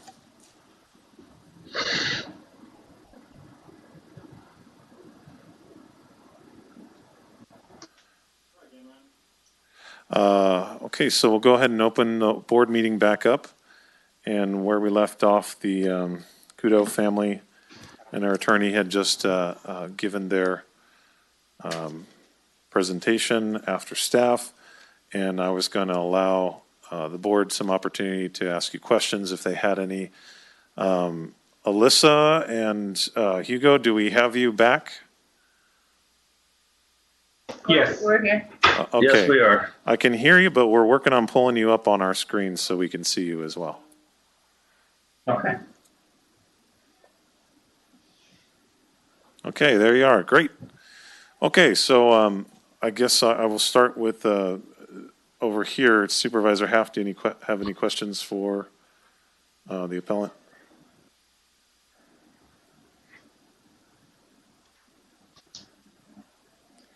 Yes, hi. Sounds like you've had a rough life lately. Yeah, we have no idea. I'm perplexed. I'll tell you that right now. I have a neighbor's account here that tells a different story, and you have that same account.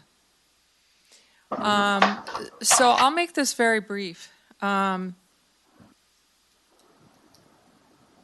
I wrote down some of the things, Alyssa, that you said. You had no experience with this. You were unaware of whatever the rules were. You had no knowledge of what occurred. You didn't think.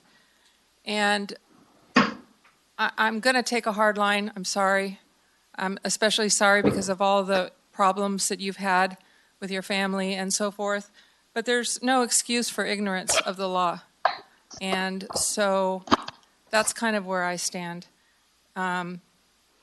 There's incongruency between your testimony right here and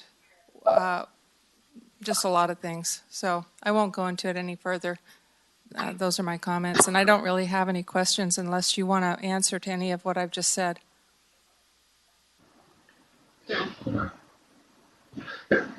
I'm sorry, was that a question for us? I apologize. It was a statement, and I think Supervisor Haft was, if you had any statements in response, she was opening the door to that. Thank you. This is Eric Nielsen again. I guess my only question is, thank you, first of all, and the inconsistencies you mentioned between the testimony and is that the report that was made, or are there other documents that we should be addressing?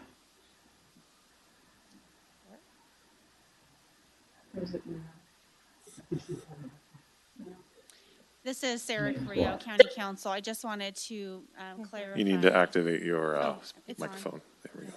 I know, but I want them to. I think my understanding was that Supervisor Haft was relaying that in the comments made by the appellant there were inconsistencies. Is that accurate? Right. Okay, thank you.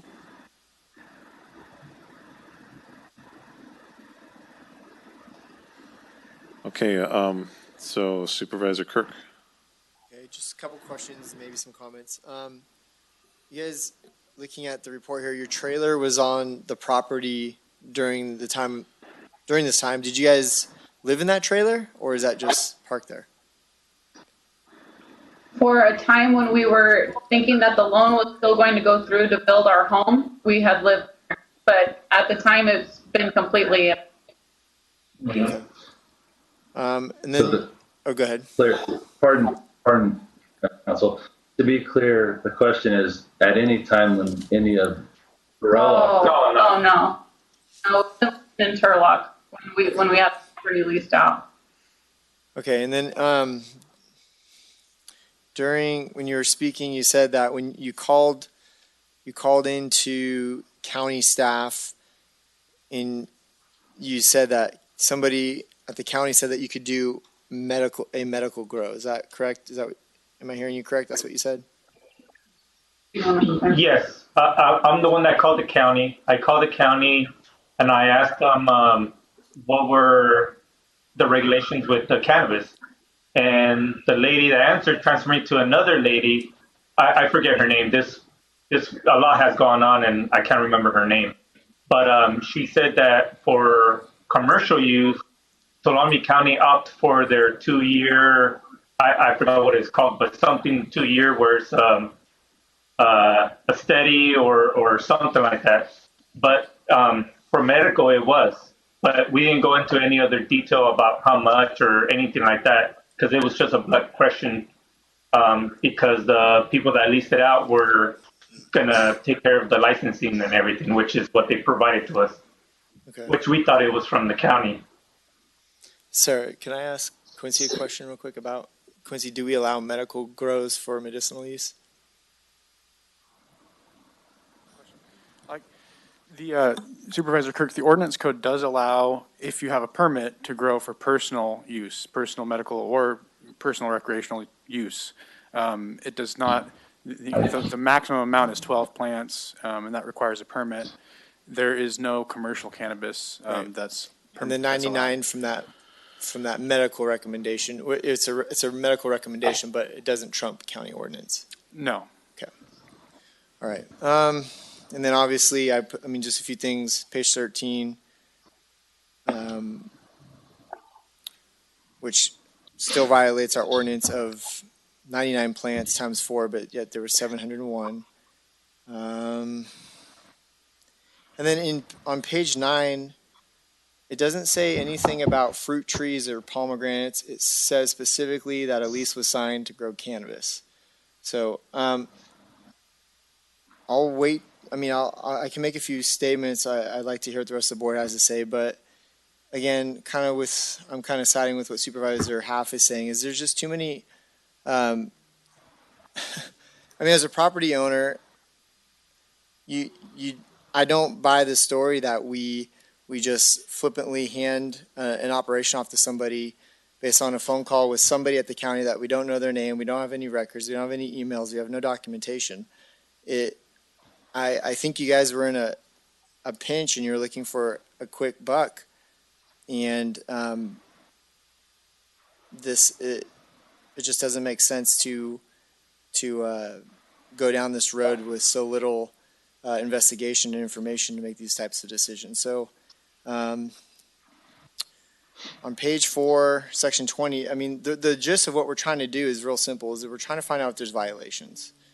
And per our county ordinance, it's very clear that there's several violations. So I'd just like to hear what the rest of the board has to say.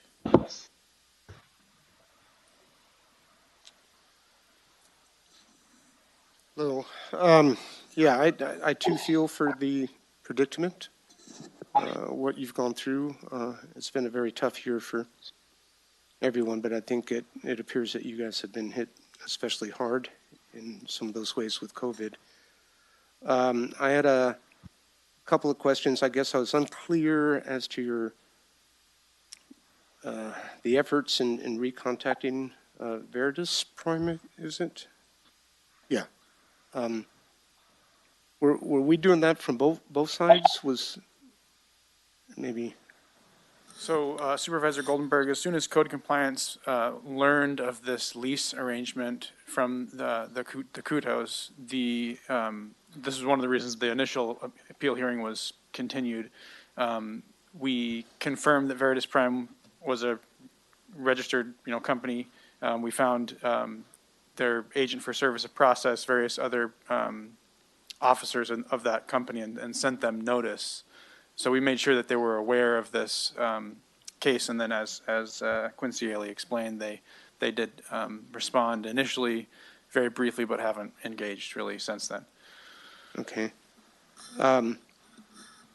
So, for Alyssa, when this lease was entered into, that you had, I mean, did they specifically indicate medical marijuana when they started talking about, cannabis? How describe that? Yes. Yes. We were under the assumption that it was nowhere near this much and that it was only for personal medical use. Two of the permits were the people that I specifically contacted and signed our contracts, which was Hazel and Everett. And Hazel is the one who signed our original lease, and Everett's the one who signed our termination of lease at the end after we kicked them out after everything happened.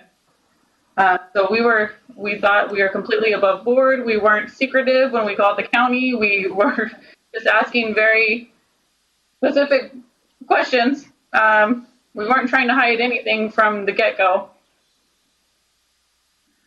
Okay. Yeah, it's just obviously an awful lot of plants, out there, and just the sheer volume. I'm having a difficult time feeling that you didn't know anything about, that situation. Well, we were under quarantine. We didn't know, but like we said, we thought it was under medical. And even though they presented us with 4 licenses, we told them that they could only do for 2 and no more than that, which is 198 plants. And they promised us that they weren't going to do more than that, and that they were going to concentrate on the grapes and the pomegranates to see which one would grow better. And when we got sick with COVID, we didn't have a presence there anymore to keep an eye on all that or anything else. And once we got COVID, which was at the end of end of July, we were in quarantine for over about 8 weeks. And even after that, we were still recuperating. We couldn't really do much. And shortly after that, we brought my dad home and on hospice, and he passed away in November, early November. So that's we did know, but we didn't know it was going to be that many plants, because we were promised that it was going to be under 200 plants, and for medical reasons. I think, and I mentioned this before, just to underscore the point here, I agree. I mean, ignorance is no excuse to the law. I'll say that every day. And my clients understand that too. This is just an opportunity for them to, quite frankly, clear their name, because there are 2 sides to this story. There's certainly another side with the representations made in a letter from my client's neighbor, which are all entirely incorrect. And I'm happy, Ms. Haff, to speak with you about that. I'm happy to, quite candidly, if everyone on this board wants to come to the property as soon as this evening, tomorrow, whenever, love to give you a tour. And that's really all there is to it today. Okay, thank you. Appreciate it. Supervisor. All right, really quickly before we proceed. Ooh, that's pretty hot. Okay. Just checking in with council. You had mentioned earlier the different phases of this. So potentially, this is ruling whether there was actually, I think in this appeal, a compliance issue with local code. Then there could be another meeting related to a penalty once that's decided on and recommended. That's correct. The code compliance officer has the discretion to reduce or eliminate the penalty at any time upon a showing of good cause. And then that decision may be appealed. So it would really be up to the Kutos in this case, or I suppose Veritas Prime, if they're notified of a decision regarding the penalty amount, either of them could could appeal that decision. So yes, that's correct. Okay, and are we able to make any type of qualitative recommendation based on this related to what the initial penalty might be? No, I don't think that question is before the board today. Okay. But as far as advice, that would be code compliance's position. It's the only question before the board is that it's whether or not the violations exist. I don't know if Sarah Carrillo had any advice for the board about what you can and can't consider. Right, thank you. I do, I agree with Mr. Nesper that the only issue before the board is related to the violations, and that's because there's no evidence before your board regarding the penalty other than the amount and whether or not there's good cause for a reduction, waiver, et cetera. So that's something that Ms. Yaley needs to look at, discuss with the appellants, and if they cannot come to a resolution, that then could be appealed to your board. Great. Thank you, Cody. Thank you, Sarah. All right. So on this, I did have a couple of questions. One of them was written in that the rent for this property was $4,000 per month, and it sounded like you were saying they were going to be testing out various crops to see what grew. But $4,000, I mean, that's quite a rental fee for a property to not know what necessarily grows there. Were they making those payments the whole time, and it was just to be able to do a test potentially?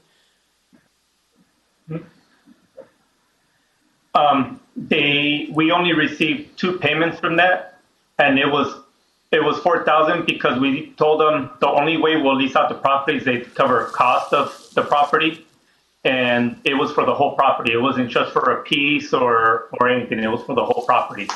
Okay, and so that is near the cost of the property, I guess, of what? That's our mortgage amount. That was, at the time, that was our mortgage plus cost of insurance monthly. And we told him that we couldn't leave unless he covered that. Okay, thank you. I was Because wondering how we that had to number rent. was arrived at. But he only rented it he only gave us 2 months payment. And then we kicked him out after that. He left with, they had put in 2 wells that they hadn't paid, so we had to put that out of pocket. That was $50,000 already that we had to pay. We've already put in $10,000 for the cleanup. We've got $10,000 in attorney fees. I mean, we can go on and on. We've paid all of this out of pocket, but we didn't get anything from it besides those 2 months. Okay, it also has the 10% every 4 months as part of the crop of whatever was growing there. Did you receive any payments for that? Oh, they were only there for 2 months, and they did all this. I don't know if you heard the answer. The answer was no. They actually were only on the property for 2 months, and plants had never even grown through whatever their cycle is of growing. Okay. I'm sorry. They were on for 4 months, according to my plants, but they only grew for 2 months, and So 2.5 months. the plants were either destroyed by fish and game or left there to where they died. So okay. No money was made. I have just one final question. This be to council in discussing. So looking at the lease subsections or section F for destruction of property, I, property maintenance, and L, recovery of attorney's fee and litigation fees. It seems like even if in this case we end up ruling that there was a compliance issue and a violation, would they be able to pursue in civil court some type of action outside of that to be able to recover that? Is that outside the scope of this? It seems like that any of these costs that have been incurred potentially could be found in a different legal venue. If I may, pardon. The answer to that is yes, and it's kind of a double-edged sword in this case because, I don't want the board to, make decisions or ultimately on the penalty side of things based on, this potential golden goose at the end of the day that my clients can go after because we have made demands of them and I will need to sue them, but we're dealing with someone who is willing to tell a municipality, i.e. you guys, that this lease is phony. And so that's the sort of lawsuit I'm going to be dealing with, and I don't expect to do anything but spend money and collect none. Okay, thank you. I have no further questions. All right. I just had a couple of quick questions here. So did see, and we went over this a little bit, but I'm going to ask you just directly here. So there's a trailer in one of the pictures. Who does that belong to? Is that your trailer? Fifth wheel trailer. That's trailer. Okay. And then we see in the pictures, there were some pictures of sheds. Who put those sheds there, and who do they belong to? There's only one shed on the property, which is the red one, which has our personal belongings. Okay. So when we bought the property, we sold our home, and the idea was we were going to get the loan through Bank of Stockton to build our home there. So we bought the RV to stay in it for the 2 months it was going to take to get our home. And that storage container has all of our personal belongings. Okay. And then there was at least one generator. How many generators were there? Well, from us that we have, we only have 3, which is the 2 that we were using for our trailer. And the third one, which was a military one, was a gift from a military friend of ours, with the idea that we were going to fix it and use it for potential use in the wedding venue in the future. But we've never started it before. Yeah. Okay. Now of those 3 generators, were any of those the ones that were pictured in proximity to the grow sites? No. No, not to the grow sites, no. The trailer, the storage container, the 2 little generators, and the green military one were where we were staying in the RV. The grow was maybe about 500 yards away. Well, because I see a picture here with a big water tank, one of those 300-gallon ones with the aluminum lattice supports, a big gas can, and then it looks like a generator next to it. And then in the background of that picture, there's several plants. I don't know if are you familiar with the picture I'm talking about? So it's picture 0320. It was actually in the lease also that we were going to leave the generators there in case they needed emergency power. Okay.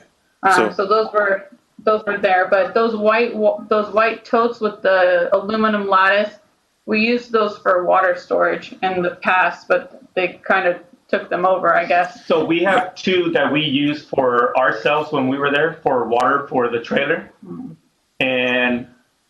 But those are pictured right there. Those are the ones that they brought in for themselves. Okay. And now that I'm looking at it, I think it's actually a pump. That's what I think it is. Is you have a big water tank and then a pump. And so none of that, you're saying that's not yours? Never. No. Okay. That's all stuff that was theirs, and all their stuff is already gone. What do you mean gone? Did they take it? Did you? What No, happened we cleaned it up. All of that stuff has been cleaned up. Everything's been thrown out. All the garbage that they left behind. I don't know if you guys got pictures of the weird camp garbage that they had built. We tore that down. Everything's been taken out. Yeah. So when you say you threw it out, you threw out the water tank and the pump and these other generators, or did you? Well, that pump or generator or whatever that wasn't there when we took over the property. When we went to go to clean up, which our principal focus at the beginning was to get rid of all the garbage. Yeah. So we got rid of all the garbage. When we went there that day, that pump wasn't there, but everything else was there. So we got rid of the couple of those water containers. We got rid of all the garbage. No, when you say, so I was going to ask you about the water containers too. So that's the next picture? Yes. The large black containers, what happened to those? Oh, those are there. Those are there, but they're empty. I don't think they ever got used. Yeah. Okay. And then, And actually, let's took see. over the property, weren't they on their side? I Yeah, ju- when we took over the property, those were actually on their side, like they had just been delivered. Those two big black water tanks. So They what, were, so we actually laid them down so they wouldn't roll away. so what are they there for? I don't know. Well, we're going to use them for fire safety. So they're going to be full of water in case of a fire or anything. We can use them for that purpose. So they're there for But I don't know fire. what their original purpose was. Did you purchase those tanks for your own usage? Why are those tanks on the property, if not for? No, those were brought in by them. Yeah. Okay. Now, I guess I had a question for staff, and then I'll pose it to you folks.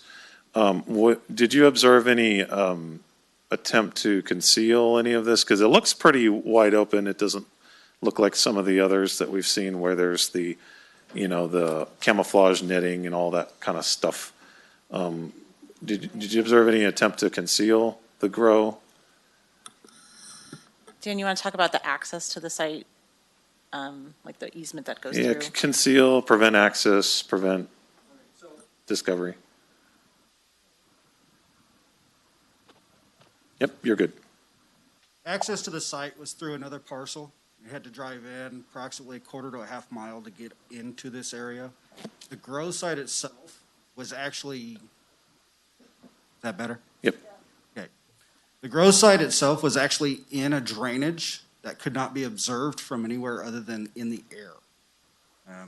We've had people try and look up from the lake. There was a small ridge in the way. I've tried access from adjacent roadways. There was another ridge in the way.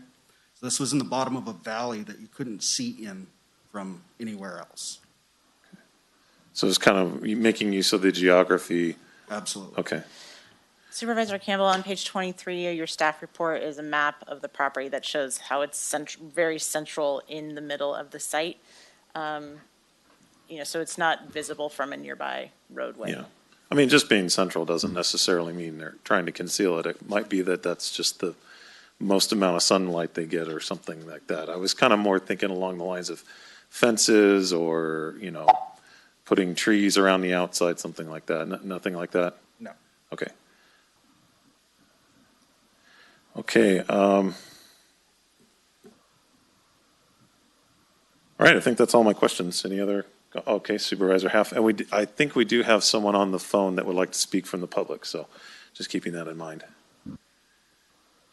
What I understand our staff from CDD to be telling us is that what was there at the time. We don't, whether it's cleaned up, that's nice if it's cleaned up. I'm sure the neighbors would appreciate it. But what we're here to decide is if these are in fact true, and it sounds like the things I wrote down were it's zoned A20, and that's for 12 outdoor plants, and there were 701. Fact, and that was at the time. There was a lease agreement for commercial cannabis. We don't have commercial cannabis in this county at this time. Fact, at the time. There's pictorial evidence from when those photos were taken during the investigation. That's fact. There's trash out. There were generators, and there was no other source of power, if I understand correctly, other than the generators. There's no electrical power from PG&E in, so they're not supposed to have that for their sole source of power, unless I misunderstood that. No, there's no other power source at the site. Okay, so that's another fact. Public nuisance, for all the reasons that you mentioned, improper storage of chemicals, flammable liquids improperly stored, storage containers not congruent with ordinance code. I don't think we have anything to discuss here. We're not here to decide what the penalties are. We're just here to decide if it appears that what we have been presented is fact. I don't see any discrepancy there. So I don't see what there is to talk about. Well, we want to make sure we have a fair hearing because it is, part of the ordinance. I do want to open it up for public comment. Is there, do we still have the person on the phone? So we'll just take a couple seconds to let the caller get on the line.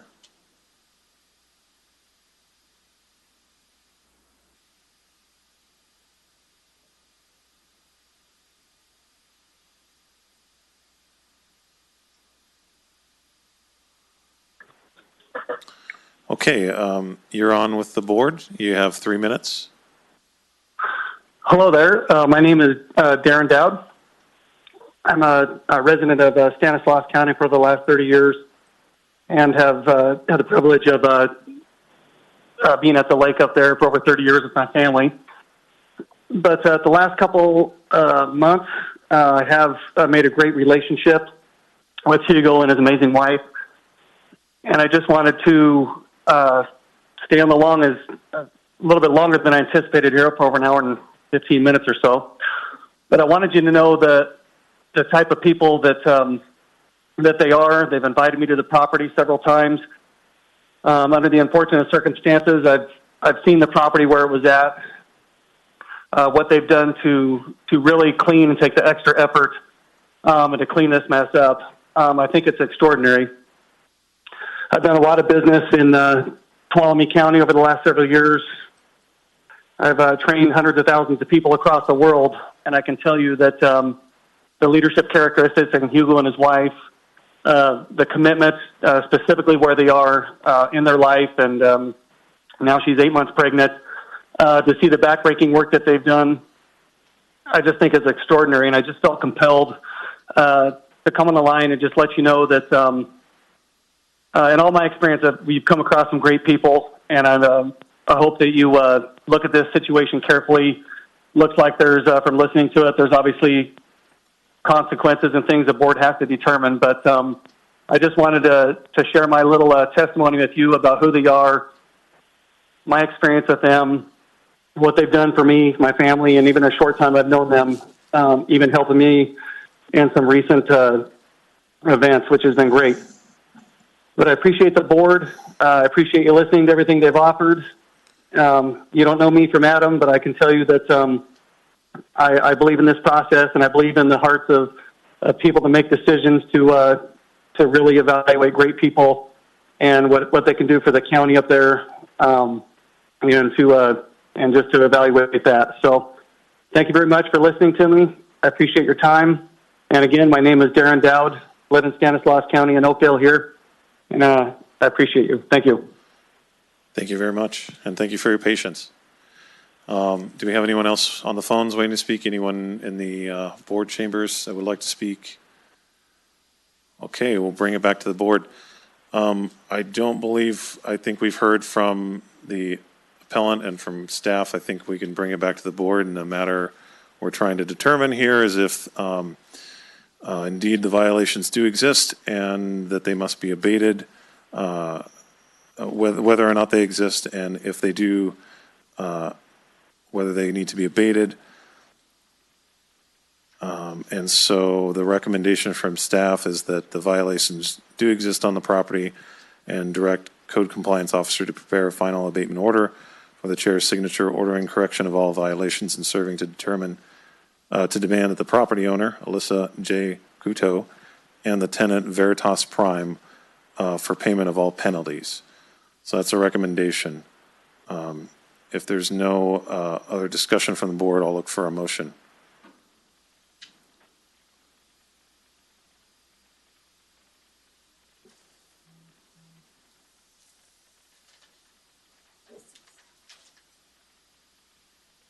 It's in her district.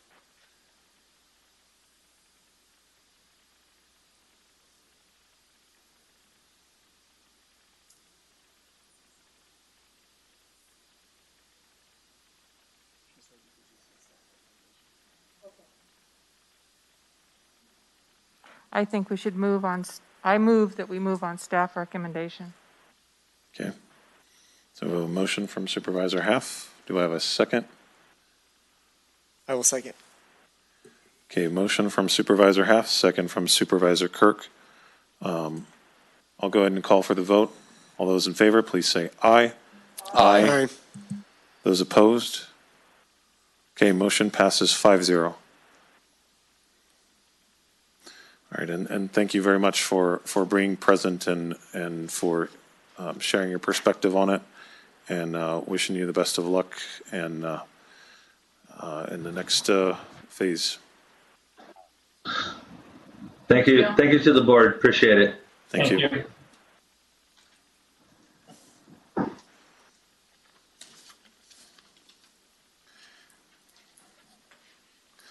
Okay, so that was our 1 o'clock appointment here at the ripe old time of 3:06 p.m.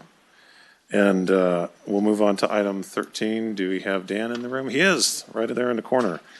Look to the clerk. Could you please read our item 13 from the agenda? Consideration of adopting Resolution 4921, approving the grant agreement for coronavirus emergency supplemental funding for Tuolumne County Corrections in the amount of $67,113.85, and authorize the county administrative officer or designee to sign all related documents. Good afternoon, members of the board. Dan Hawks, Chief Probation Officer. I'm just before you today to recommend that you adopt the board resolution and allow the CAO's office to sign on behalf of the grant. My staff and I put together a grant application when we saw some funds available that would help support what we do. These were specific funds from Bureau of Justice Assistance that were to award counties or help assist counties in dealing with the coronavirus epidemic, specifically correctional facilities and criminal justice, probation, supervision agencies. So we gathered a list of potential ways that we could utilize those funds according to the grant rules and guidelines. We came up with about $200,000 worth of stuff that we could probably benefit from with the $67,000 in grant funding. And also part of this grant process was that we had 20% of the funds do need to go to community-based organizations, non-governmental agencies. And so we certainly intend to do that and have ideas on how to do that. We put together our grant. It was accepted by the state. And now before you is just the recommendation that the board adopt the resolution and allow us to accept the funds and for the CAO's office to be able to sign for them in the future. I'll open up for any questions if there are any. Great. Questions for staff from the board? Just a comment, thank you. Yeah, once again, Dan, you've gone out, you found, some funding. Looks, I like the fact actually that, the portion, the 20% for the community-based program, that's a plus too. And yeah, thank you for doing so. And sorry you had to have the extended wait here. It's fine. It's worth waiting for. Thank you. Okay, do we have any public comment? Anybody on the phones? No, we do not. So I'll bring it back to the board for a motion. Yeah, just wanted to also say thank you, Dan, for waiting and appreciate it. I know you're out there for a long time. With that, I'll move to approve of move to consider adopting Resolution 4921. A second. Okay, I have a motion by Supervisor Brandon, second by Supervisor Goldenberg. Call for the vote. All those in favor, please say aye. Aye. Aye. Opposed? There you go. Thank you very much. Motion Have a nice passes. afternoon. Thank you. Have a great day. Okay, we're on to the last regular item before our 11 a.m. appointment. Item 14. Would you please read item 14, Ms. Kuna?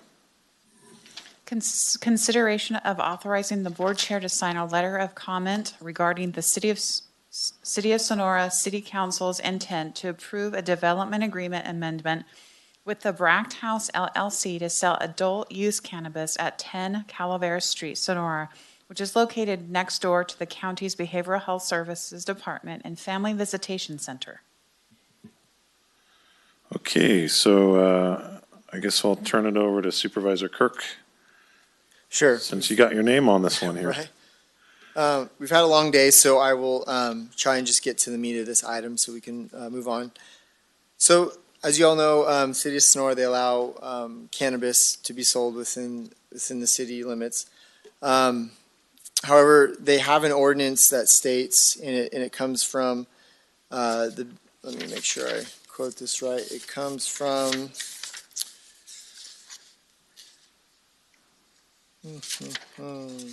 not a place. The Business and Professionals Code, basically that when they wrote the legislation, they don't want cannabis being sold within 600 feet where children congregate. So before you is I discovered recently that we have the Tuolumne County Family Visiting Center, and I believe it's about 200 feet away from the Brack House, which is going through the process right now with the city to be permitted. And my concern is that when you look into the Business and Professionals Code, and when they were writing the legislation to keep cannabis away from kids, they said specifically schools, child care. So the letter of the law, they give a few definitions, but the spirit of the law is, look, we don't want kids to be around substance use, cannabis. We don't want them to be around that. So that's why they put that 600-foot radius. The visitation center, as you know, most kids who will go to the visitation center, they're probably already at a heightened risk because of the family dynamics, the family situation that they're in. And so my concern is, we're talking with Adventist Health and with community partners in the city and other people about blue zones and trying to create a healthy community. But my concern is that at the heart of it, it's a really simple issue, which is there's an ordinance, there's codes in place which specifically state don't put these things 600 feet near where kids are. The city did reach out, I believe it was yesterday. Mary wrote a letter, she included it, and I went through it, and at the gist of it, the last sentence in the letter, it says, the city has never received a comment from Tuolumne County regarding the Brack House intent to operate a cannabis dispensary at 10 Calavera Street. So the whole summary of her letter is, like, we've never been notified from you guys that you guys have an issue with it, simply because we didn't realize the close proximity of what was near the Brack House. Well, I discovered it was within close proximity. We shouldn't be arguing the fact that communication didn't take place between the county and the city. I think that's a point I made several times about, I think with this issue, it would have been good to get schools input, yes, partnership input, Adventist Health, all these partners. We always want to do partners, but when it came to this issue, we didn't have a conversation. And so it just so happens that now this is being discovered. So the rebuttal from the city, just because there's no history of justification for not following, or just because there's no history of us not communicating that, doesn't mean that they shouldn't have to follow the ordinance, their own rules, and also the rules set forth by the Business and Professional Code, which is 600 feet. So I understand the city, they're their own entity, but I'm requesting, that the board just simply advise the city that because it's close to a county-owned facility within 200 feet where we have school-age kids going there for programs and services, I think they should follow their own rules and the rules set forth by the state and the legislators and what their intent was, which was to keep substance use away from kids and not allow that use be in that building, and put it somewhere else farther away from where kids might have access. So that is, in a summary, what this discussion is about. Okay. Who wants to start? Okay, Supervisor Brandon. And then. All right. Well, I'll try and keep this short.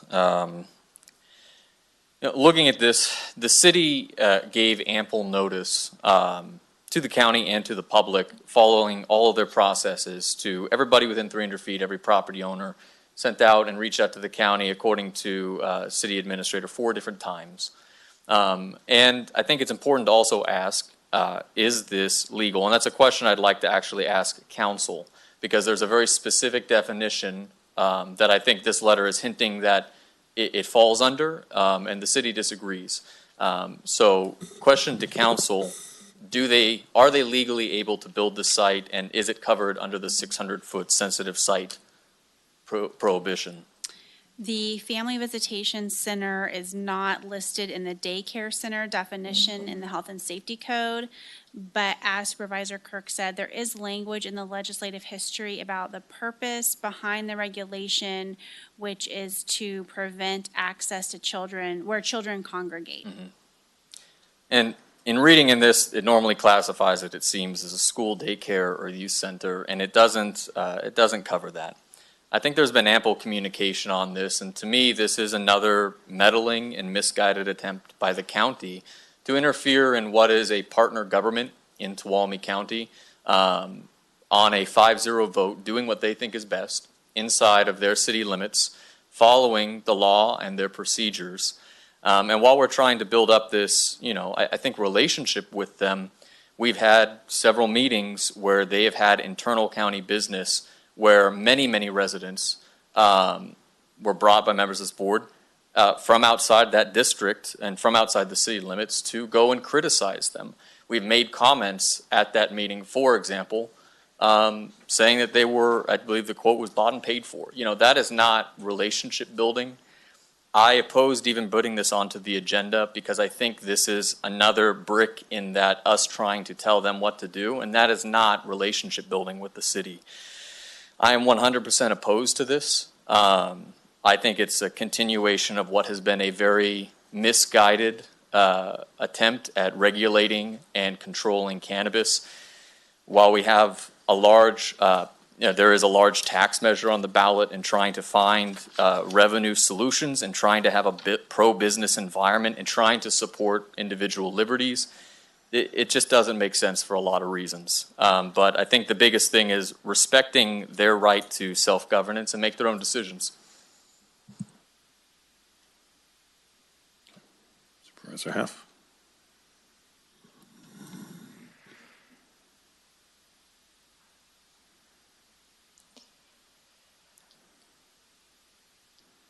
Unfortunately, I found out about this being on the City Council's agenda after the fact. I talked to Supervisor Goldenberg about it when I learned about it, and he said, well, that just happened. They already voted on it. We got this letter from Mary Rose. I'm glad we got it rather than not getting it, but, we got this letter yesterday, late in the afternoon. And it would have been more appropriate to get it earlier if we're talking about relationship building than the day before it appears on our agenda.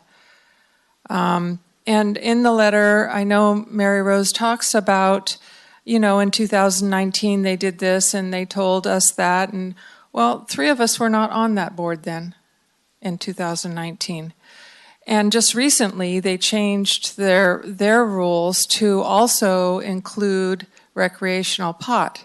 Now, if this place, the Bracht House, was just for medical marijuana, I would have no issue with that. But the fact that it does have recreational marijuana and the fact that it is within 600 feet or less of children from child welfare services trying to reunite with their parents that probably have substance abuse in the first place, a lot of them do, more of them do than don't. And I know that from experience. I'm not just talking off the top of my head. I do not think that this is an appropriate location. And those are my comments. Supervisor Goldenberg. All right. Well, I've got concerns, about the location, being close, but from what I'm hearing from County Council, that I don't see this as being clear that it meets the legal definition. I think there's some concerns there, and I understand that. The city, first of all, in fairness to the city, they likely first saw Supervisor Kirk's letter here, comment for the board, when it was published with our agenda. So I don't believe that they really had a lot of time to get something to us, sooner. And I think that, that deserves being pointed out. and I read through the city's correspondence and the information in there. There's, clearly some steps, were taken where the county should have been aware that this process was moving forward at that location. I'm not all that clear on all of them. Some of them, were maybe a bit of a stretch in how it would be picked up. But I think some of our county staff knew this, should have known, better on it and acted if there was some concerns. I don't see this as being, what I'm saying here is I don't think that this is the relationship on its own should be the whole issue here. I mean, sure, I'm openly seeking and working on relationships with the city almost every day. And while I get that, I don't think that's the fundamental issue here. And, I think we had other things that were underlying. So I hear what's being, said here, but I don't think it rises to the level of being that daycare. That's just where I stand on it. Thank you. Yeah, and I'm pretty much where Supervisor Goldenberg is. Sonora is a small city. There are relatively few locations where a business of this type could be built or put within the city limits. And whether or not that the city should allow recreational cannabis dispensaries is not our decision to make. And I think the city has been at least communicative with the county to the level that they are required to. I think I was aware of this probably around the time most people became aware of it, but I know that this going to your point, Supervisor Goldenberg, that the letter that we received from Mary Rose, from the city manager, was in response to what was on the board's agenda and not any action taken by the city. So they would only have, a few days to respond in that respect. But I think they've been adequately responsive, let's say, on this. And then going to the point of the business itself, I don't think this family visitation center does meet the legal definition of what would be considered a location where children congregate. I remember when that was opened, and there are usually not more than one or two families in there at any given time. And so then you'll have, 2, 3, maybe 4 children in there with different families, sometimes more. But it's not the same as a preschool or an elementary school where you're going to have kids coming and going and in large numbers, and the potential for them to be exposed to something that maybe they shouldn't see. And if you look also at the map, the grocery outlet is about the same distance away, maybe a bit more, where alcohol and is sold, and then there's a liquor store a little bit further down the road. So just going to the point that Sonora is a small city, and there are only so many places a business of this type could be located anyway, and it's not the county's choice to make whether or not those businesses should be permitted. So I kind of have the relationship with the city notwithstanding, I think that it's been relatively good, especially in the past few months. I think it's been better than it's ever been. That's really not the primary issue here, is not the relationship with the city. We need to do what's right, and then what's within our scope of responsibility as supervisors to oversee, and this to me does not qualify But, I also did want to hear from the public, so I'm going to go ahead and open it up to public comment. Is there anybody that's waiting to speak? Okay, we don't. Anybody in the room here want to speak? Okay. I'll bring it back to the board if there's any other discussion, or we can have a motion on this. I'll just make a few comments. Sarah, can you repeat? Jaron asked a question. I think it went completely over his head when you responded. What was your response about children's centers and what the... Sure. So the Family Visitation Center, that language is not part of the definition of daycare center in the Health and Safety Code. But when you look at the legislative history regarding these regulations, one of the purposes is to prevent access to children in areas where children congregate. Okay. It's like you had a whole speech prepared and didn't listen to the response, Jaron. We have drug-addicted parents whose lives are ruined who are bringing kids to this family visitation center to go through that process. And I care about relationships. I would love to have a better relationship with the city, but it's not going to come at the cost. I'm not going to try and have a good relationship and bend the rules to do that. The rules are, it's their own rule. It's the legislator's rule to have 600 foot. And my argument is that we are splitting hairs on the definition of a daycare when the spirit of the law is very clear. We don't want kids near substance abuse center or substance sales centers. This is a very specific sect of the population that is going to utilize these services in the Family Visitation Center. Thank you, Supervisor Campbell, for pointing out the fact that the thing we need to do is the right thing and not based on relationships. Thank you for saying that. I won't throw you in that pot, because if your intent is to just keep a relationship and not have hard conversations or go one way or the other based on relationships, good luck. Goldenberg, it's in his district, so I understand it's a touchy area, and I'm just telling you, I don't understand how we can sit here and say we're not going to apply the rule over here because we want to preserve a relationship, but we're going to. It's clear we don't want kids near substance, and that's what we're doing. So by default, as a county, we are taking the stance. Not me, doesn't sound like Kathleen, that we're okay with having a good relationship, all for the sake of bending the 600-foot rule and not making a stand on it. So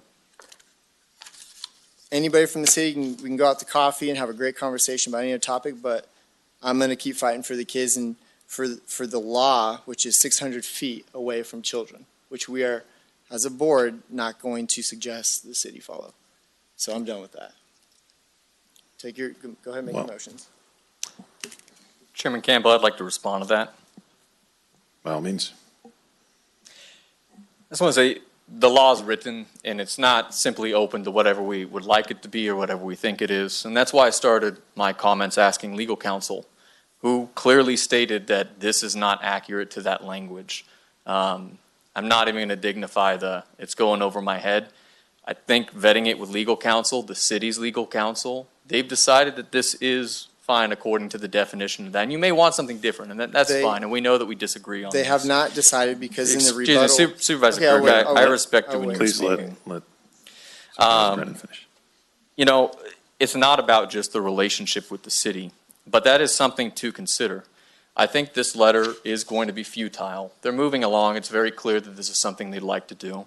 So we're sending this comment in as kind of a instigatory thing to put our mark in the sand, but it's not really something that we're watching or trying to be able to, it's not going to necessarily make a difference to it. And I think it does damage that relationship.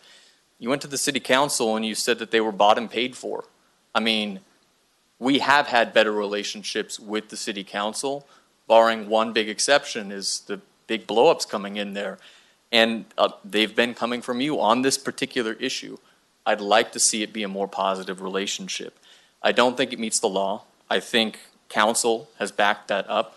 And I do not see what you see with this issue. I see a business and an issue of freedom and an issue that has already been voted on by the people of this county and the state, and a very backwards policy. And I've been very open about that to everybody who voted me into office. Okay, again, you're going political by throwing out all these things that I said, which I won't address because it was in regards to Jeff giving them money at the same board meeting. You're going off tangent again. This is very specific to the rule, hold on, the 600-foot ordinance that they're supposed to follow. So it's really that simple. There's a 600-foot ordinance, and it's to prevent kids from use. And the fact that they didn't put family center, I think if the legislators were standing here before us, they would say, hey, yeah, you know what, throw that in there too. But you know what, they didn't. And that's why we have these conversations. That's why we should understand the spirit of the law, not the letter of the law. And so, if I could just kind of elaborate a little bit on what I'm struggling with, is that each of us as individual board members is free to voice our objections with anything the city does, the state does, Board of Forestry, what have you, outside organizations, not within the county's direct sphere of influence. We are free to do that at any time. What's being proposed here is not as individual supervisors, but as a county organization taking a stance on an issue that it directly impacts the city, and you certainly can make an argument that it impacts the county as well, and I would probably agree that it does, but does it rise to the level where it requires a response from the entire board? And that's kind of where I'm struggling. No, and I appreciate that, because the reason why I did bring it to the board, Ryan, is because it's a county facility. You know, that's why I brought it to the full board. Right. So that's my reasoning. I've made it clear. So. Well, I mean, it's open if there's a motion. And again, if the board were to send a letter, the city is not inclined to do what we ask. It's simply us recommending that they don't put it there. Of course, it's apparent that they're going to move forward, but I just think, again, you know, I know what the end result is going to be. I know what the end game is. I'm just trying to do like what you said is right. Follow the rules. We have an opportunity to speak. It was brought to my attention a few weeks ago from a constituent who was visiting the center, and so first, if I would have known about this 2 years ago, I absolutely would have brought it then. And but you know, here we are. So, Mr. Chairman, I'd like the motion that there's no more discussion, move to a vote. I think that's where we are. So, yeah, I mean, if there's a motion, we can hear that. If not, then I would assume it has to be still a motion to someone approve. has to make a motion. So I would recommend that we make a motion to send a letter to the Sonora City recommending that they don't put the Bracht House agreement in place to prevent substance use among our youth. Okay. We're going to be within 200 feet of that area. Okay, I have a motion. As noted Is that a valid motion, Sarah? Well, Business and Professionals Code in their own ordinance. In the board letter, there's a recommended action there, and I assume that's what you're. Yes. So we have a motion by Supervisor Kirk. Any seconds? I'll second it. Okay. Motion by Supervisor Kirk, second by Supervisor Half. If there's no other discussion, I'll go ahead and call for the vote. All those in favor, please say aye. Aye. Those opposed? Nay. Nay. No. Okay, so the motion does not pass. 3 no votes from Supervisors Campbell, Goldenberg, and Brandon.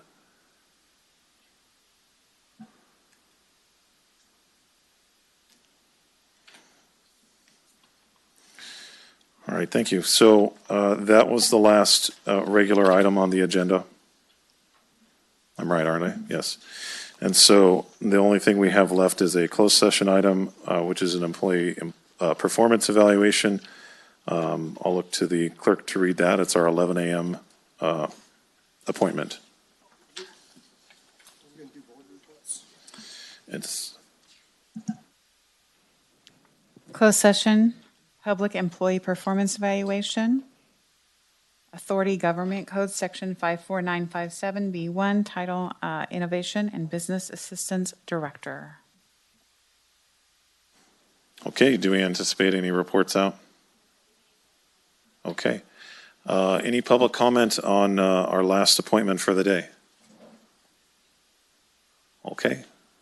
No public comment. I'll bring it back to the board. And you said we do not anticipate a report out? Okay. All right, so we'll go into closed session. Thank you very much.